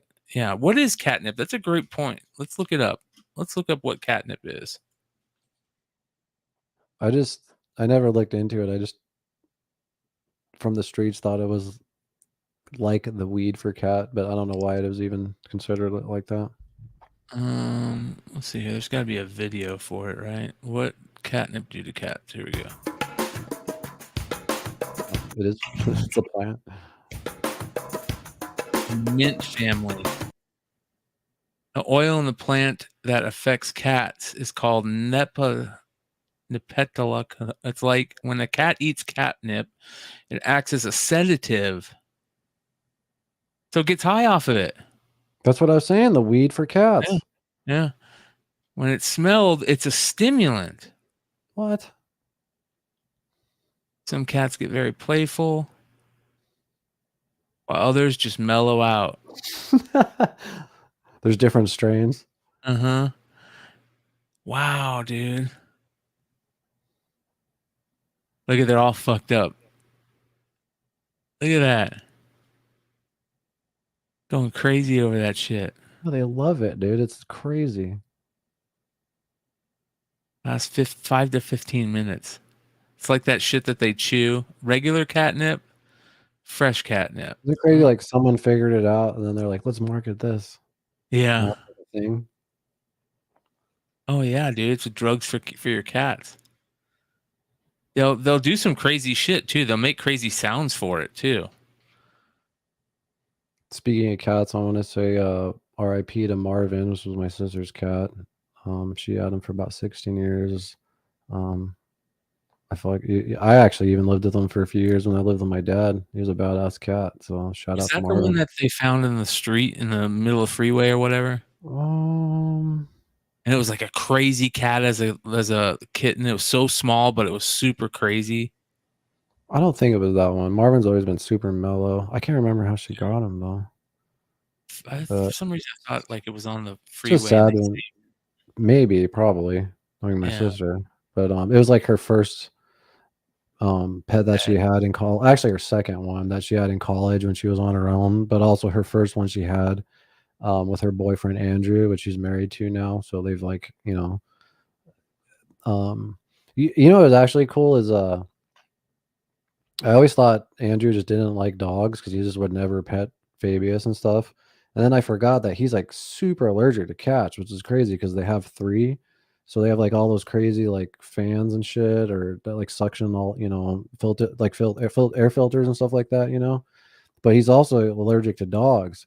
But with that said, I think it was for Mother's Day, he got her a dog bowl, indicating that like whenever my sister's ready that she can get a dog. So I was like, oh, that's kind of cool. So yeah, that's super cool. Oh fuck, I had one lined up, but I got one. Check this out. Oh, yeah. Volcano snails. Shells made of iron. They live around hydrothermal vents that can reach up to 750 degrees Fahrenheit, dude. These are like real life Pokemon, bro.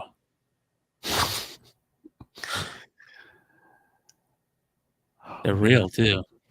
That's crazy, right? I want to still see the hermit crabs with the baby doll heads. Oh yeah, yeah. Have you ever seen how hermit crabs trade shells? So yeah, I used to have hermit crabs, dude. So if you get a ton of hermit crabs together, they'll line up, and they'll all line up from biggest to smallest. And then right when they're all lined up and they say go, they each jump into each other's shells. Have you ever seen Yeah. that? I don't know if So, I've seen them line up, but like you would always have a shell slightly bigger than the one they had, so when they were ready, they could like they shed their skin and then they transfer over into their new bigger shell. Yeah, dude, But this is one of the craziest Yeah. things ever, dude. When I was a Like, little kid, dude, we went to New Jersey and I was in Wildwood, and I made my family buy me hermit crabs like off the boardwalk there, and I had like 3 of them in this little fucking container, and then I took them on the plane back, and they died on the plane. oh, And so I was like really sad as a kid. So then we went to the pet store and just like for the next year had hermit crabs. They're a pain in the ass. yeah. So check this out, dude. This is them getting ready. Watch this. So whenever I don't know how they know to do this, but it's because I think they outgrow their shell. they always outgrow their shell. But Yeah. like, when is the time that they know to all do this? Like, check this out, bro. They all like, oh, okay, everybody's going. All of right. them. Yeah, I see what you're saying. And they all I've only line had up. like 2 or 3, so maybe that's why they didn't do that. So they line up from biggest to smallest, and they all check each other out to make sure that they're correct. Like, look at that. Even the little one's going, right? And this one gets in front of the smaller one, and that one sees. And watch when they say go. This is amazing. And the big, huge one shows up. Holy shit. Right? And it's like, okay. Once one says go. That's amazing, dude. I used to hold these fuckers in my hand. They're pretty gross. They are kind of gross, Like dude. when you see the back of them, the inside, it's like how gross that Yeah. is. That's See? disgusting. Time to go. And look, they all start switching. Whoa. And they all get in their each other's old homes, and they get new homes. That's unbelievable. Right? That guy got nope, sorry. What Sneak. happened? He's stealing his home. He's like, you were too slow. Oh, so some of them are gonna probably die. Yeah. Survival of the fittest. Yeah. Yeah, we do have crabs. I used to have crabs. Bro, those things are fucking. So could you imagine them doing this if you put out a bunch of different baby heads that were all different sizes, them like lining up all in baby heads and changing out each other's baby heads? That would be epic as fuck. Right? We should just buy 20 of them and do that. Is that animal abuse? Yeah, I don't know. We'll make the baby head better than the shell they could ever have. Dude, check out this bad motherfucker. This poker dealer. Whoa. See that shit? Whoa. He's probably just sitting at home all day practicing this. Probably makes a bunch of money because he can do that, fuck, right? Yeah. Oh yeah. Tips. Dealers make a lot of money. Yeah. A lot of people lately, you know, I hate the NBA. I don't watch it, but it's NBA playoffs, so everybody's talking, you know, NBA, who's the greatest, this and that. And anytime I ever see anybody say that Jordan's not the greatest, I just like immediately like, you're an idiot. Well, check this out, bro. So, who said the old school San Antonio court? Watch this, bro. Yeah, we're winning the game. Right. We're up by 8 points. And one of my teammates, Derek Martin, had been in LA with Mike when he was filming Space Jam. It was the summer before, it was the summer after he filmed Space Jam. Okay. We're up 8. Mike is 4 for 16 from the field. He's having a really rough night. Right. So I know we're going to get copyrighted on because this. There's about 10 minutes. Well, thank you. We're winning. He decides to say to Mike Jordan, who's having an off night, "Hey, Mike, shit's not falling tonight, Mike." So they're winning by 10. There's 6 minutes left. Michael Jordan's having a bad night. The guy on the other team decides, okay, I'm going to start shit talking Mike. Hey, you're having an off night, Mike. It's not falling tonight, Mike. Watch this. You're having an off night, Mike. Really? Jordan points in the last 10 minutes. His last jump shot, this is no lie, he catches the ball in the post. He does the typical Jordan fadeaway. He's fading towards our bench. He knocks down the shot. They go up by 6. He turns to the bench and says, "Shut up, you little bitch."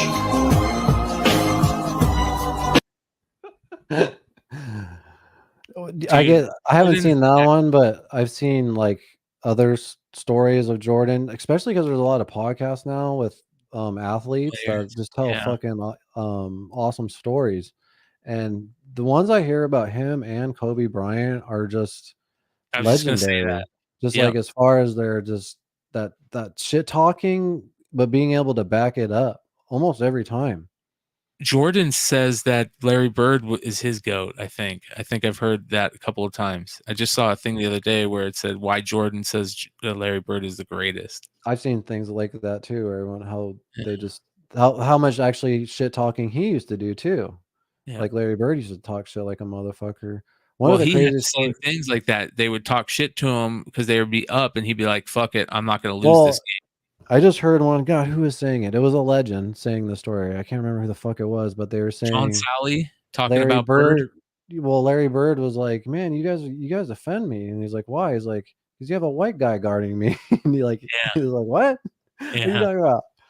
And then the other one I heard about Kobe is it was from some show. It was like from the Dream Team's perspective, like LeBron and I think Carmelo and shit like that, and they're playing Paul Gasol's team, and Kobe's like, I'm right when the game starts, he's like, "I'm taking Paul Gasol, I'm just gonna fucking lay him on the floor." And they're like, "What?" He's like, he's like, "No, just trust me." Like, they're like, "Okay, whatever." And sure as shit, there's like, he just fucking like, and they're Laker teammates, by the way, right? And they're like really good friends. Like, he like at this wedding and shit, but he had to let him know, like, not here, not on this court. So the very first play of the very first start of the game, dude, he just fucking rails him and pushes him onto the ground. It's like, that mindset. I know, it's on another level, dude. Yeah, dude. What do they call that drive? Like competitive drive. That competitive drive is crazy, dude. Almost like like I don't even know the word I'm looking for. Like, other things have to suffer in your life to even be able to do that. You know what I mean? Like, I'm sure, like, maybe his family suffered. He probably didn't have very many friends and stuff. I'm talking about Kobe. Him and Barkley don't talk anymore because of it. Because, like, he was the first guy there, you know, last guy to leave kind of guy and all that shit. It's like, Jordan and Barkley don't talk to each other anymore. They used to be best friends, but they don't talk to each other anymore over a golf game issue. You know, they were shit talking each other on a golf, you know. But yeah, man, I love that shit. Oh shit. Dude, if I had kids, I would get caught doing this type of shit all the time, bro. Clay's kid segment. What's up, He just shows them fucking. Try it. Smell it. Smell it first. It's wasabi. Super hot Chinese food stuff.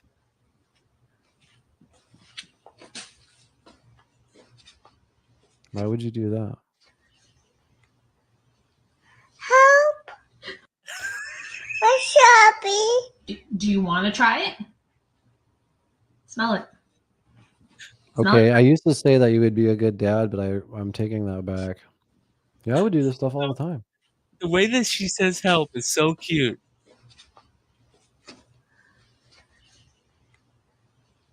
Help!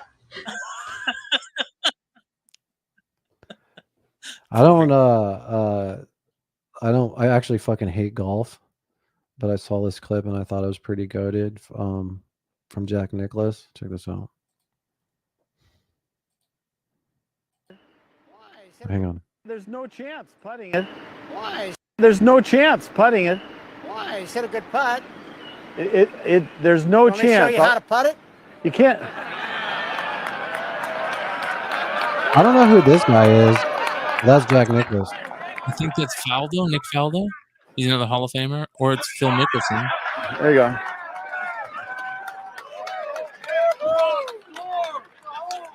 Yeah, show me how to do it.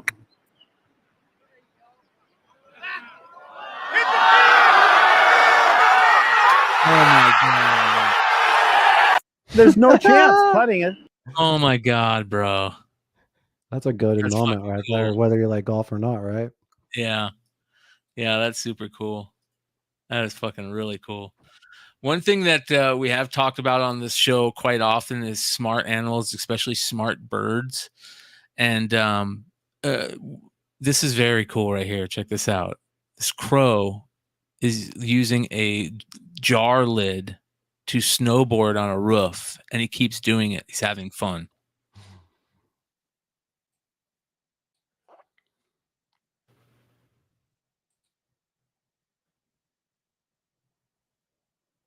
What the fuck? Look at all the lines where he's done it.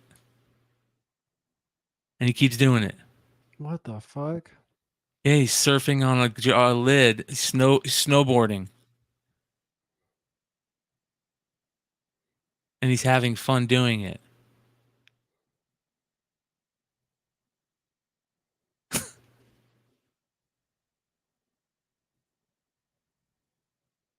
You don't think he slipped?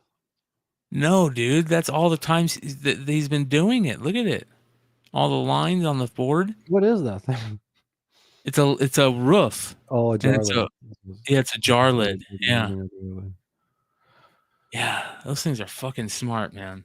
I saw one where there was a cabbie driver, and the cabbie driver would just put like pretzel sticks out the window like this, and a crow flies next to his cab throughout the city and gets the pretzels from him. And then whenever he has somebody in the back of his car, he gives that person in the back of the car the thing to hand to the crow, and just put their hand to the window, and the crow will show up and fly next to the cabbie, no matter where he is in the city. It Yeah, I've follows. heard crazy stories like that. I've heard ones where like a guy is walking his dog and he'll follow him on his walks from like, tree to tree and shit. And Yeah. they like developed a relationship with it and shit. I was like, what the fuck? Yeah, dude. Yeah, they're smart as shit. Check this one out, dude. This is pretty good. This is interesting. Your face, COVID. Because every time I take off my mask, people laugh or skip me. Oh. Yeah, so I just wear a mask that way I can actually have conversations with people. I can show you guys what I look like, and you guys tell me if you would skip me or not. But don't laugh, because that hurts my feelings. Hang on, before he takes it off, I just want to ask you if you saw this, if you would skip him or not after he takes his mask off. Or, same thing with chat.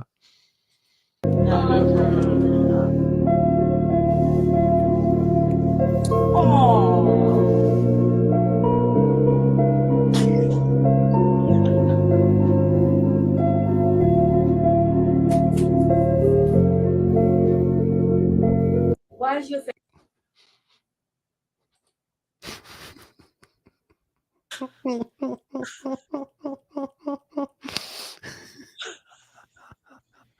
Can I show it again?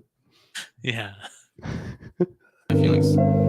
Why is your face COVID? Because every time I take off my mask, people laugh or skip me. Oh no. Yeah, so I just wear a mask that way I can actually have conversations with people. I can show you guys what I look like, and you guys tell me if you would skip me or not. But don't laugh, because that hurts my feelings.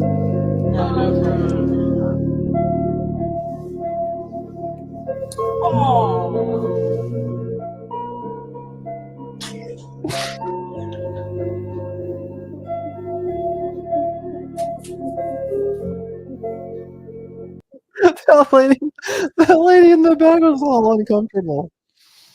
Oh my god. Look at this chick's face right here, right before she signs off. And bro, chicks are fucking brutal nowadays, man.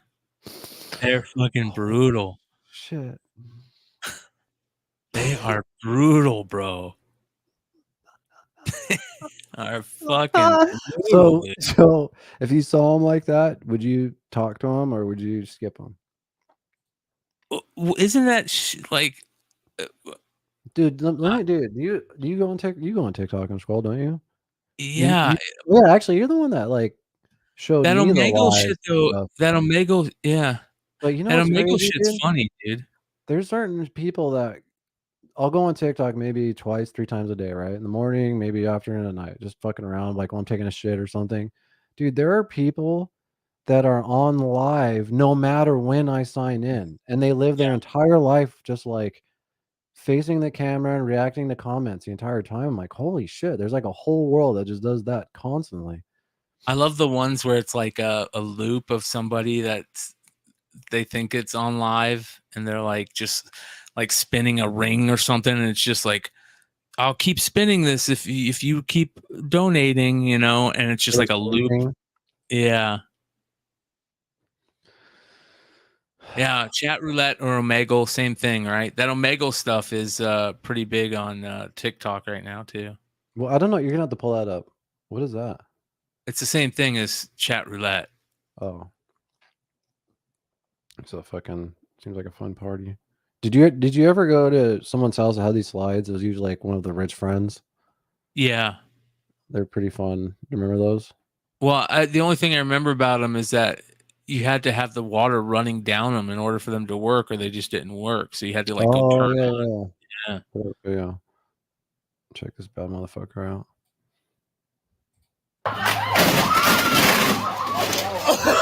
Oh, bro. Oh.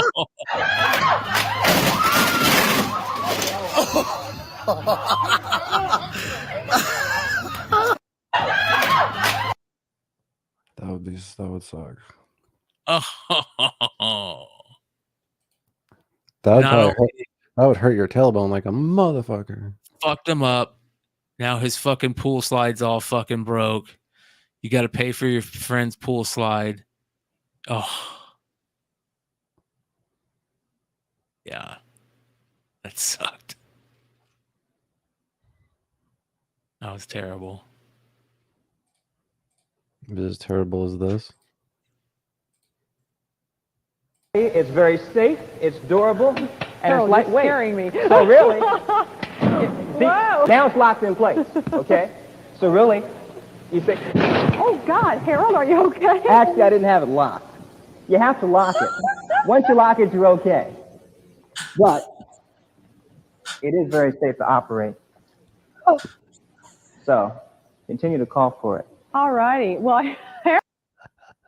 For the audio listeners, it was one of those fucking ladders. What do you call them? No, those ads, those Yeah. paid ads or whatever.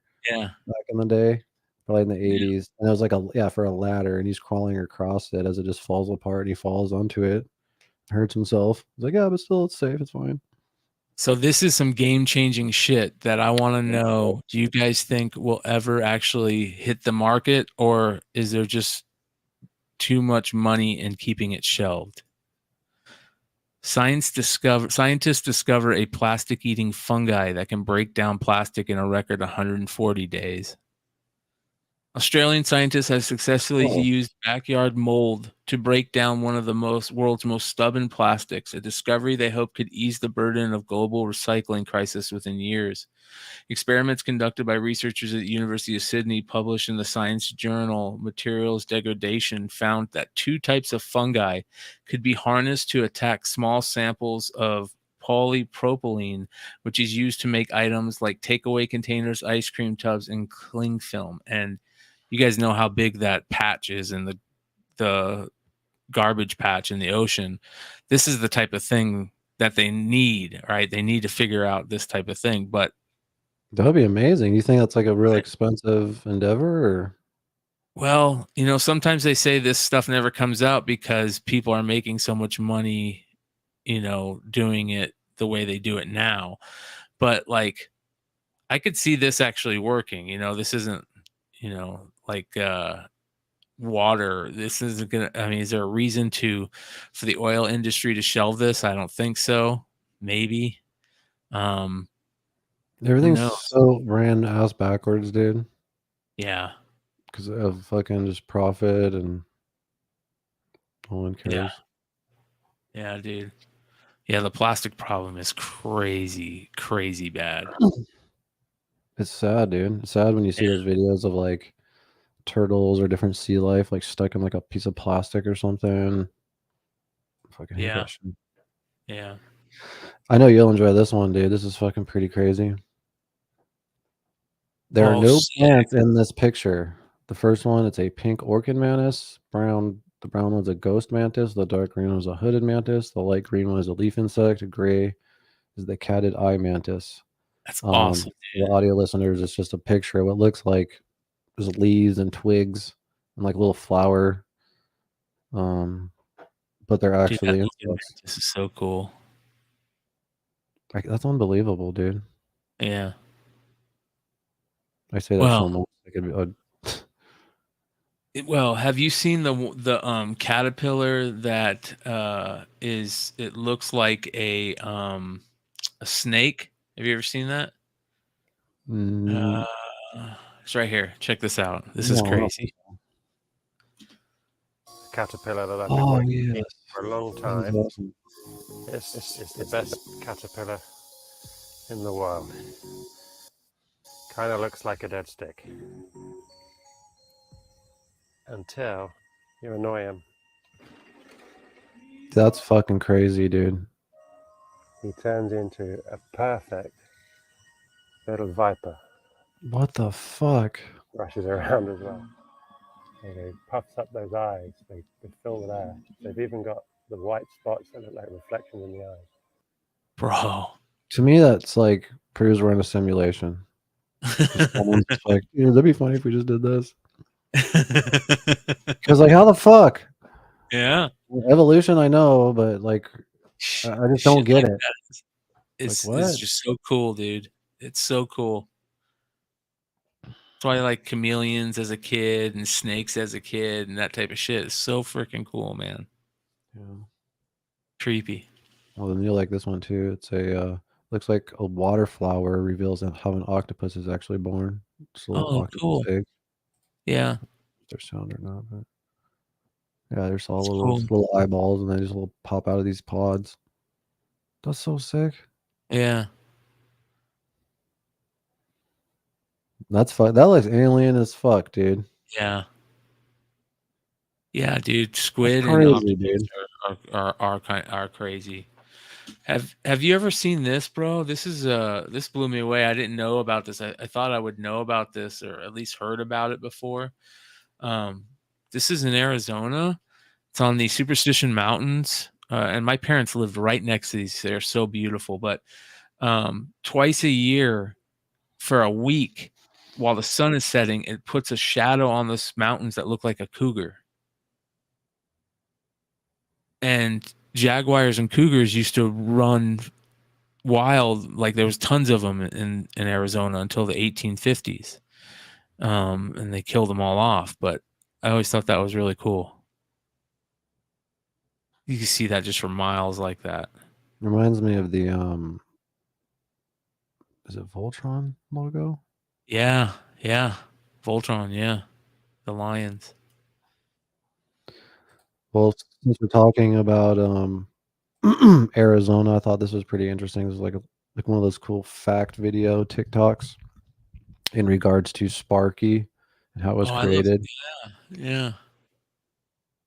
This is dope.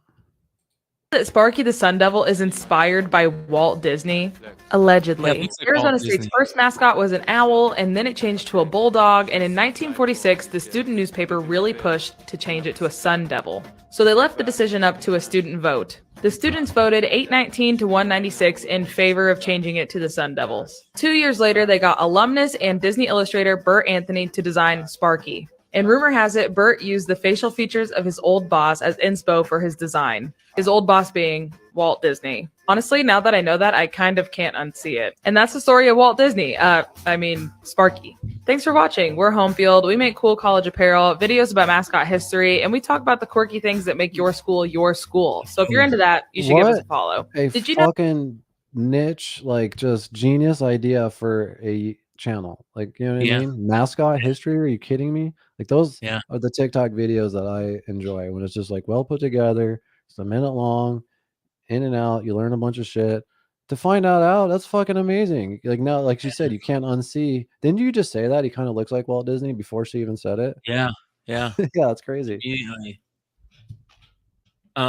This is something that has been happening a lot on the internet lately. There's these new shows. They call them like these dating shows where like a bunch of chicks will show up and a bunch of guys will show up and they'll talk about dating and this type of life. There's that Fresh and Fit show and Yeah, those are really popular. like I know what you're talking about. yeah. There's this one called Whatever that's going around right now, and they had a Star Wars person from Star Wars on it. It's pretty cool. I know what you're gonna play, you bastard. 3, I go to UCSB and I also bartend.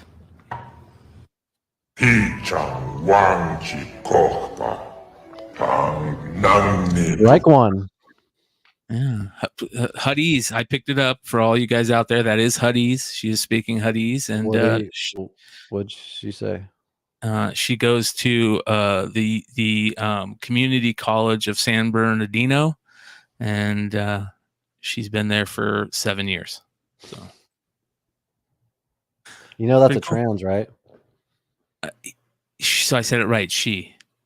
Yeah, but you know it's a trans. Hers a trans. Is that a different derogatory name for a Huddies? No, it just it has a penis. Oh. And I also bartend. And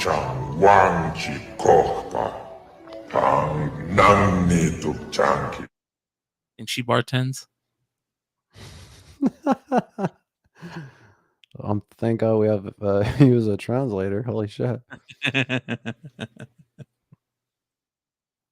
You know, I get sick and tired of like, it sucks, dude. You know me, I'm obsessed with fucking filmmaking and shows and all that bullshit. And I used to look up to like all these actors, but I can't do it anymore. It's just like a lot of them have just completely just lost me over the last few years. But I thought this was kind of refreshing in this time. Two just kind of big stars having a funny moment. Javier Bardem and Daniel Craig. And as last question, what happened to you here? Where? Did I bash my head? Here. But I just got sandwich on my head? You have something here, red, on the right. On the right. Here. Why have I done this whole interview? It's probably as part of the sandwich. Oh my God, no, I have. You're right. I cut my head. What is that? You know what it was? Christ, I didn't even look at it. So they've sent me this wonderful ring flash, which I've set up with an iPad in the middle of it, and I went like this, like that, and it just fell on my head just before. Well, it's been the whole interview like that, so I love it because this is 17 years playing Bond. Can you see how prone I am? No wonder I get fucking injured every time I do a movie.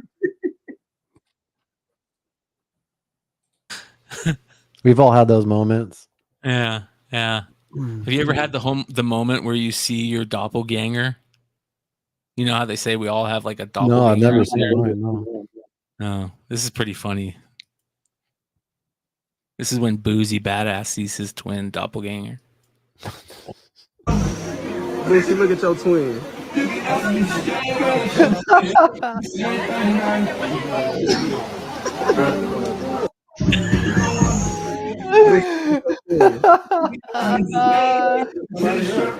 Oh my God.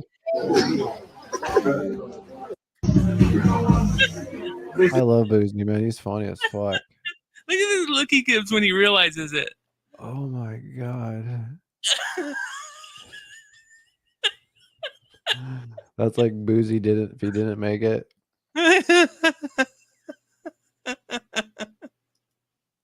Oh my God, that's so funny, dude. Real quick, we were talking about trying to get a little bit healthier and doing like these water cleanses or water fasting. Have you ever heard of this? Oh yeah. Check this out. We were talking about that before the show, actually. Yeah. Superfood is literally going to change your life. It's as good as sea moss and shilajit. There are 20,000 plus people using this. Literally everyone and their mom under the sun. So this thing is an all-natural superfood made by the bees with nothing synthetic in it. It's made of pollen and honey, and it's extremely ugly. I call it the rusty bee bolt. But there's literally people losing this much in a month This person here says it's the best single health improvement they've ever tried. And these are all legit. You can see it on the site. Braden here is getting all day energy. And this is the craziest one. You got to find the review on the site. Some guy was not able to move his toes for 10 years, and this thing got rid of all the inflammation. I'm 100% serious. Pretty interesting. It's just pure bee pollen and shit. The stuff that You'll have to see some reviews on it. There's so many of these fucking guys like slanging this kind of shit. You know what I mean? So it's that's hard why to- I'm saying. That's why I'm showing it. Like, I have actually taken like these like bee pollen pill kind of things. They're supposed to help your immune system and shit. This was years ago. Yeah, ancient Greeks called this the food of the gods. Huh. Interesting. I highly suggest taking sea moss because your body's I think consists of about 110 minerals, and you get 93 out of them by obviously eating sea moss, but you can buy sea moss pills and take them and get all your minerals every day. And wow, I think it would be awesome if we worked a sponsorship with for a quick supplementation is Athletic Greens, because they have these packets and things that you could just pretty much drink fucking your vegetables and get all the nutrients you need just in the morning. Just from that, that's like if you're you're in a bind or in a rush and shit, but there's quick ways to get all that stuff. Did you happen to see this? I've heard that it's dog shit and it's wook and all that. Yeah. What's sad is it like all of his characters that were from back in the day, they turned into like these deadbeat dads, like that. You know what I mean? As old men. There's nothing like redeeming about them. Like that happened there. Was it Blade Runner? Did he die? Han Solo. Han Solo. Was it Han Solo? Yeah. No, there's another movie. There's like two other movies where like he was like this bad motherfucker, and then like now he's like a fucking deadbeat dad. I was like, what the fuck's going on? Yeah. He's fucking in his 80s, dude. I know he shouldn't be doing movies anymore. Kathleen Kennedy needs to fucking go, dude. She's just ruining all of Disney. She's ruining everything. I don't know how is the state of Marvel right now. Garbage. They're falling apart over this whole Jonathan Majors issue, where somebody came out and said Jonathan Majors had like been really physical with her or something weird like that. And is that black dude? Yeah, the guy that plays Kang. And so they based like the whole next like 8 movies off of him playing that character. Oh shit. So Damn. well, at least So 4. was he like the new big bad? Yeah. Like the new Thanos kind of? Yeah, exactly. Yeah. Exactly. Yeah, I know they're losing Disney Plus is losing all kinds of money. They're doing layoffs, they're losing subscribers and shit. So it's gonna be interesting to see where all that stuff goes. I can't believe they're doing like all that race shit. That's gonna suck. Yeah, it's beyond ridiculous, dude. One of the this comment here, Wixter's ruined Hollywood, ruined comic books. An interesting thing you guys are going to see, it's only going to get worse, and it's because they implement these instead of hiring the best person for the job, you have to hire 30% for diversity. Does that make sense? Yeah. So I don't know if that's good, and you know what I mean. I kind of look at it like I think it's stupid now. I don't think it's like needed that's now. a problem. That's like the issues I'm having with the sound guys because I didn't have a diverse enough, more so crew, because I didn't have enough women. But it's like whatever. That's why I just want to create my own lane and say fuck all these motherfuckers and just kind of try to put it out on my own. Yeah, fucking A. It's like it sucks having these guys tampering with your fucking project and putting in their ideas and shit. And dude, there's a really fucking awesome podcast with Rob Zombie on what's his name? What's the ball guy's name with the germs? The famous that comedian Harold, or what's his name? Sorry, I'm really stoned. Which baseball guy? The comedian. He's got a shaved head. He's like scared of germs and shit. Oh, Howie Mandel. Yeah, Howie Mandel. Rob Zombie went on Howie Mandel, and he talked about what a nightmare it was working with the Weinsteins. More so not Harvey, but his brother Bob, and how like he was just such a fucking prick asshole, and always just like Heard that from multiple giving podcasts. him, calling him every day, just talking shit. Like when he saw the movies, like, I hate every frame of this. Your editor is a piece of shit. You need to fire him. I'm gonna send you a new editor. And Rob Zombie was like, they took in the new editor they hired, but just put him in another room. The guy didn't do shit while he finished it with the real editor, you know. And then when it came out, the movie blew up. And he calls him back. He's like, I love it, but why isn't it at 60 million? Like it was only like at 50, and like they were bitching. Like this guy was just a total prick. It was just like, I couldn't imagine work. I don't think I could handle that, dude. I might snap. Not in a bad way, but like just internally, like, fuck, I can't take this, you know? Like I just that's so much pressure, because these are the guys that are giving you millions of dollars to like live your dream. But then they like, he said like the movie was 3/4 shot, and he came up with these like, I think you should add this and that and this. And he's like, dude, we wouldn't even make sense because we haven't even talked about it. Like we've shot 3/4 of the fucking movie. What are you talking about? We can't even do that. Like it doesn't make any sense, man. Yeah, it sucks, dude. Like it's really hard to find like good movies and shows now, but there are still some good shows. Like Barry's pretty fucking good. Like that drops. Well, you know what's going to be amazing is that this Flash movie with Ezra Miller is supposed to be really, really fucking good. Dude, did you hear the rumor about that? That Nicolas Cage is playing Superman in it. Yeah, Google that bitch. And there's a universe where, because you know it's like multiverse or whatever the fuck. Yeah. So supposedly it leaked that Nicolas Cage playing Superman. It's Because true. so if you don't know, there was a movie that Kevin Smith, was it Kevin Smith? Yeah, it was supposed to direct Superman, right? And then he hired Nicolas Cage to play him. And they did a bunch of, there's some video footage of Nicolas Cage trying on the Superman suit and shit like that. I think he had long hair. Yep.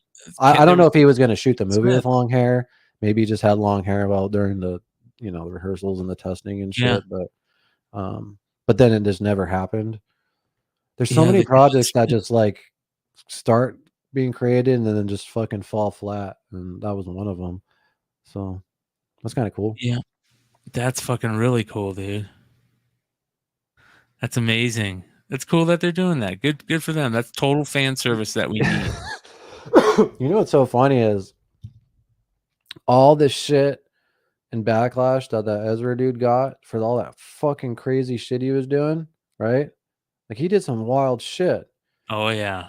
And then in the meantime, the Flash trailer comes out, and you know me, I don't give a shit about any of that stuff. I fucking hate it almost now, but I have to admit, it was fucking dope, right? Yeah. Everyone kind of just forgot about that stuff. You know what I mean? Yeah. Like people seem excited for the movie. It's funny seeing that. Yeah, dude. Yeah, it's amazing. That's Who's crazy. directing that? I forget. I thought Ezra Miller was part of. He wrote it. He helped write it. I know that. You know, Michael Keaton's playing Batman in it too, right? Dude, yeah. And Ben Affleck's in it as Batman. You know, there's all these different worlds, like you were saying. So, man, that's freaking cool, dude. Very cool. Well, we'll see if it plays out. But that being said, you know, like you said, we all thought that movie was never going to get released, this and that. And here's the crazy thing is that it's going to be better than anything Marvel has put out. It's going to do better than Guardians of the Galaxy. It's going to do better than, you know, all those shit movies Marvel has doing lately. Wait, who is it? Sony? No, it's Warner Brothers. Oh yeah, duh. Yeah. So to me, that is the part like that is amazing. You know, it just goes to show you how important it is just to have something written really well. If it's really well written, Oh it will yeah, survive. dude. It definitely always starts with that script for sure. Yeah. Yep. That's why it's wild to me how the Marvel universe started was with Iron Man. And if you ever watched the behind the scenes on that, it's fucking absolutely amazing because it's so fucking dysfunctional and they didn't even have a script and they were kind of just writing it the day of, and like they were learning their lines before they were shooting their scenes and shit.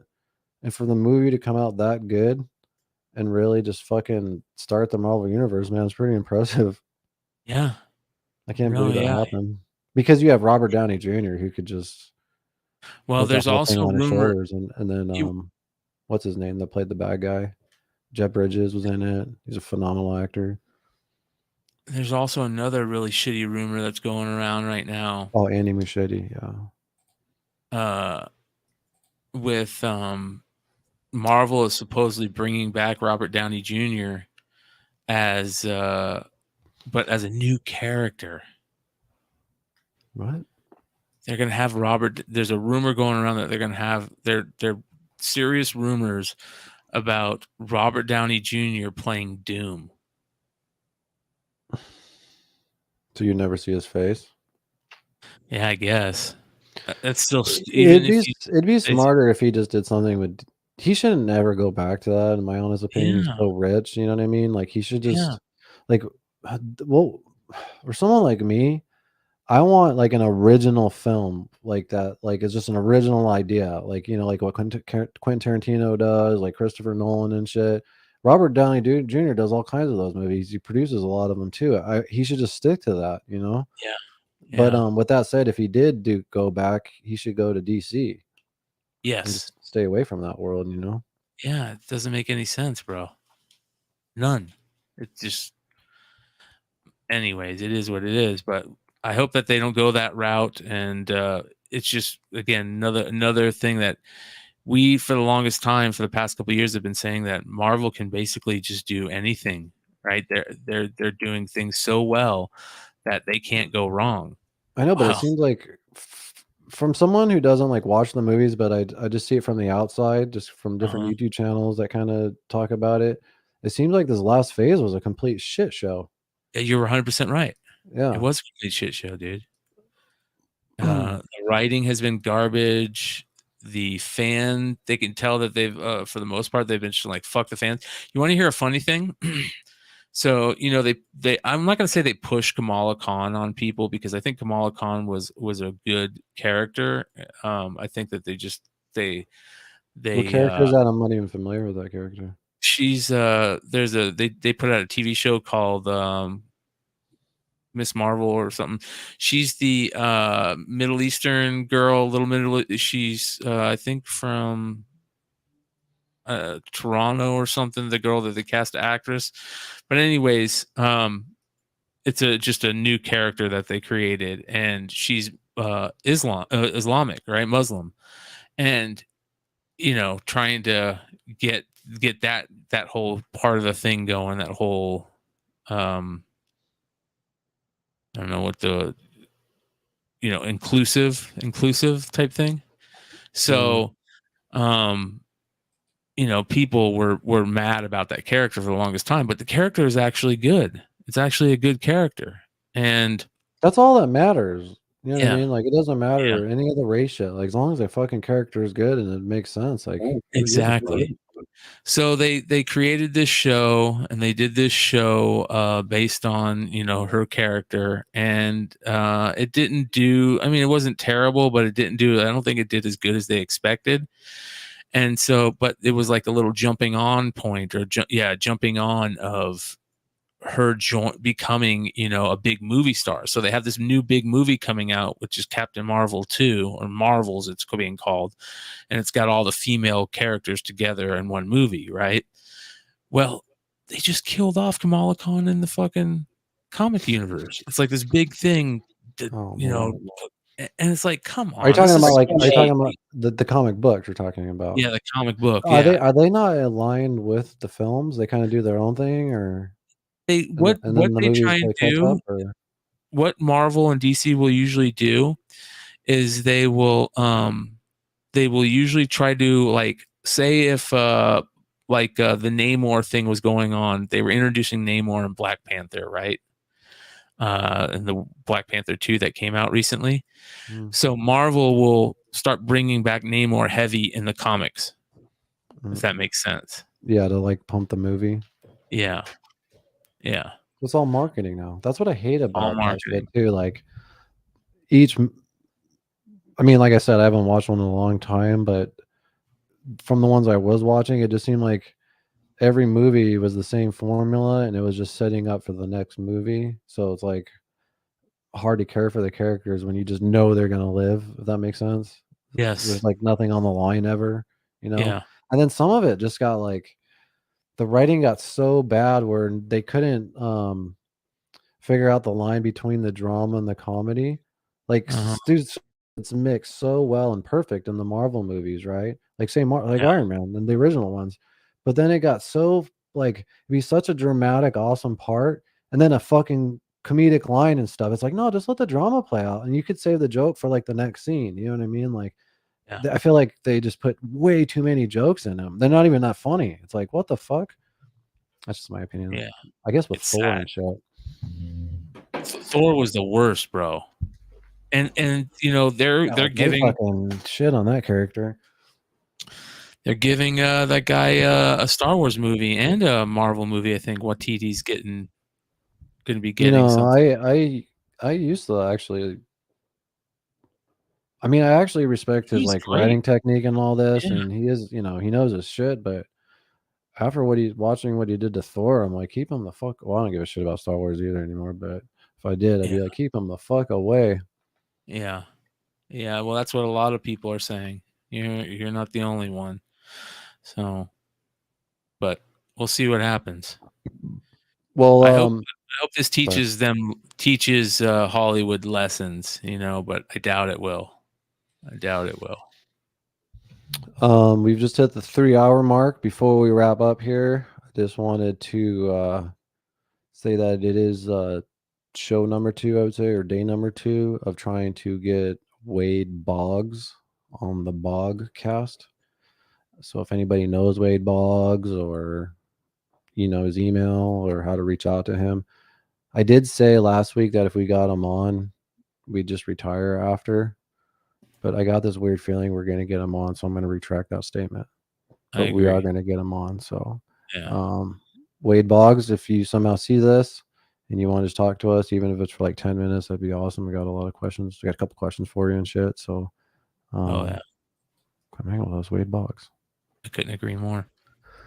All right, bro. You got anything going on this week? Just chilling? Just shows, man. Yeah, bring that up. I've got the Hot 10 tomorrow night with Stein over in the House of Stein, and then Saturday Night Mayhem, Modern Comic Mayhem on Beyond Wednesday. So that will be at 9 p.m. Eastern on Saturday. I always forget to play our theme music on this point. So, yeah, dude, I'm looking forward to it. What about you? I'm just chilling, dude. Editing and just doing different content and trying to write a page a day and all that. So, yeah, good, dude. Yeah, make sure you're subbed up on YouTube. You can also join the channel if you want to support us. If you have a second to follow us on Rumble, we are trying to get to 100 followers on there. And we are also live on Twitter if you want to check us out on there and give us a follow. I think that's it. Yeah, let us know what strain you're smoking tonight. Like I said, even if you don't smoke, you could just fucking lie. And we'll pick a random person, send out some magnets and stickers. I think the second half of the year, dude, you got some exciting content coming up. Yeah, dude. It's moving nice and smooth, I'll say that. Word. Do you got anything else, dog? Nope. I am just thanking everybody that's hung out with us tonight, and we'll see you guys soon. All right, guys. Peace out.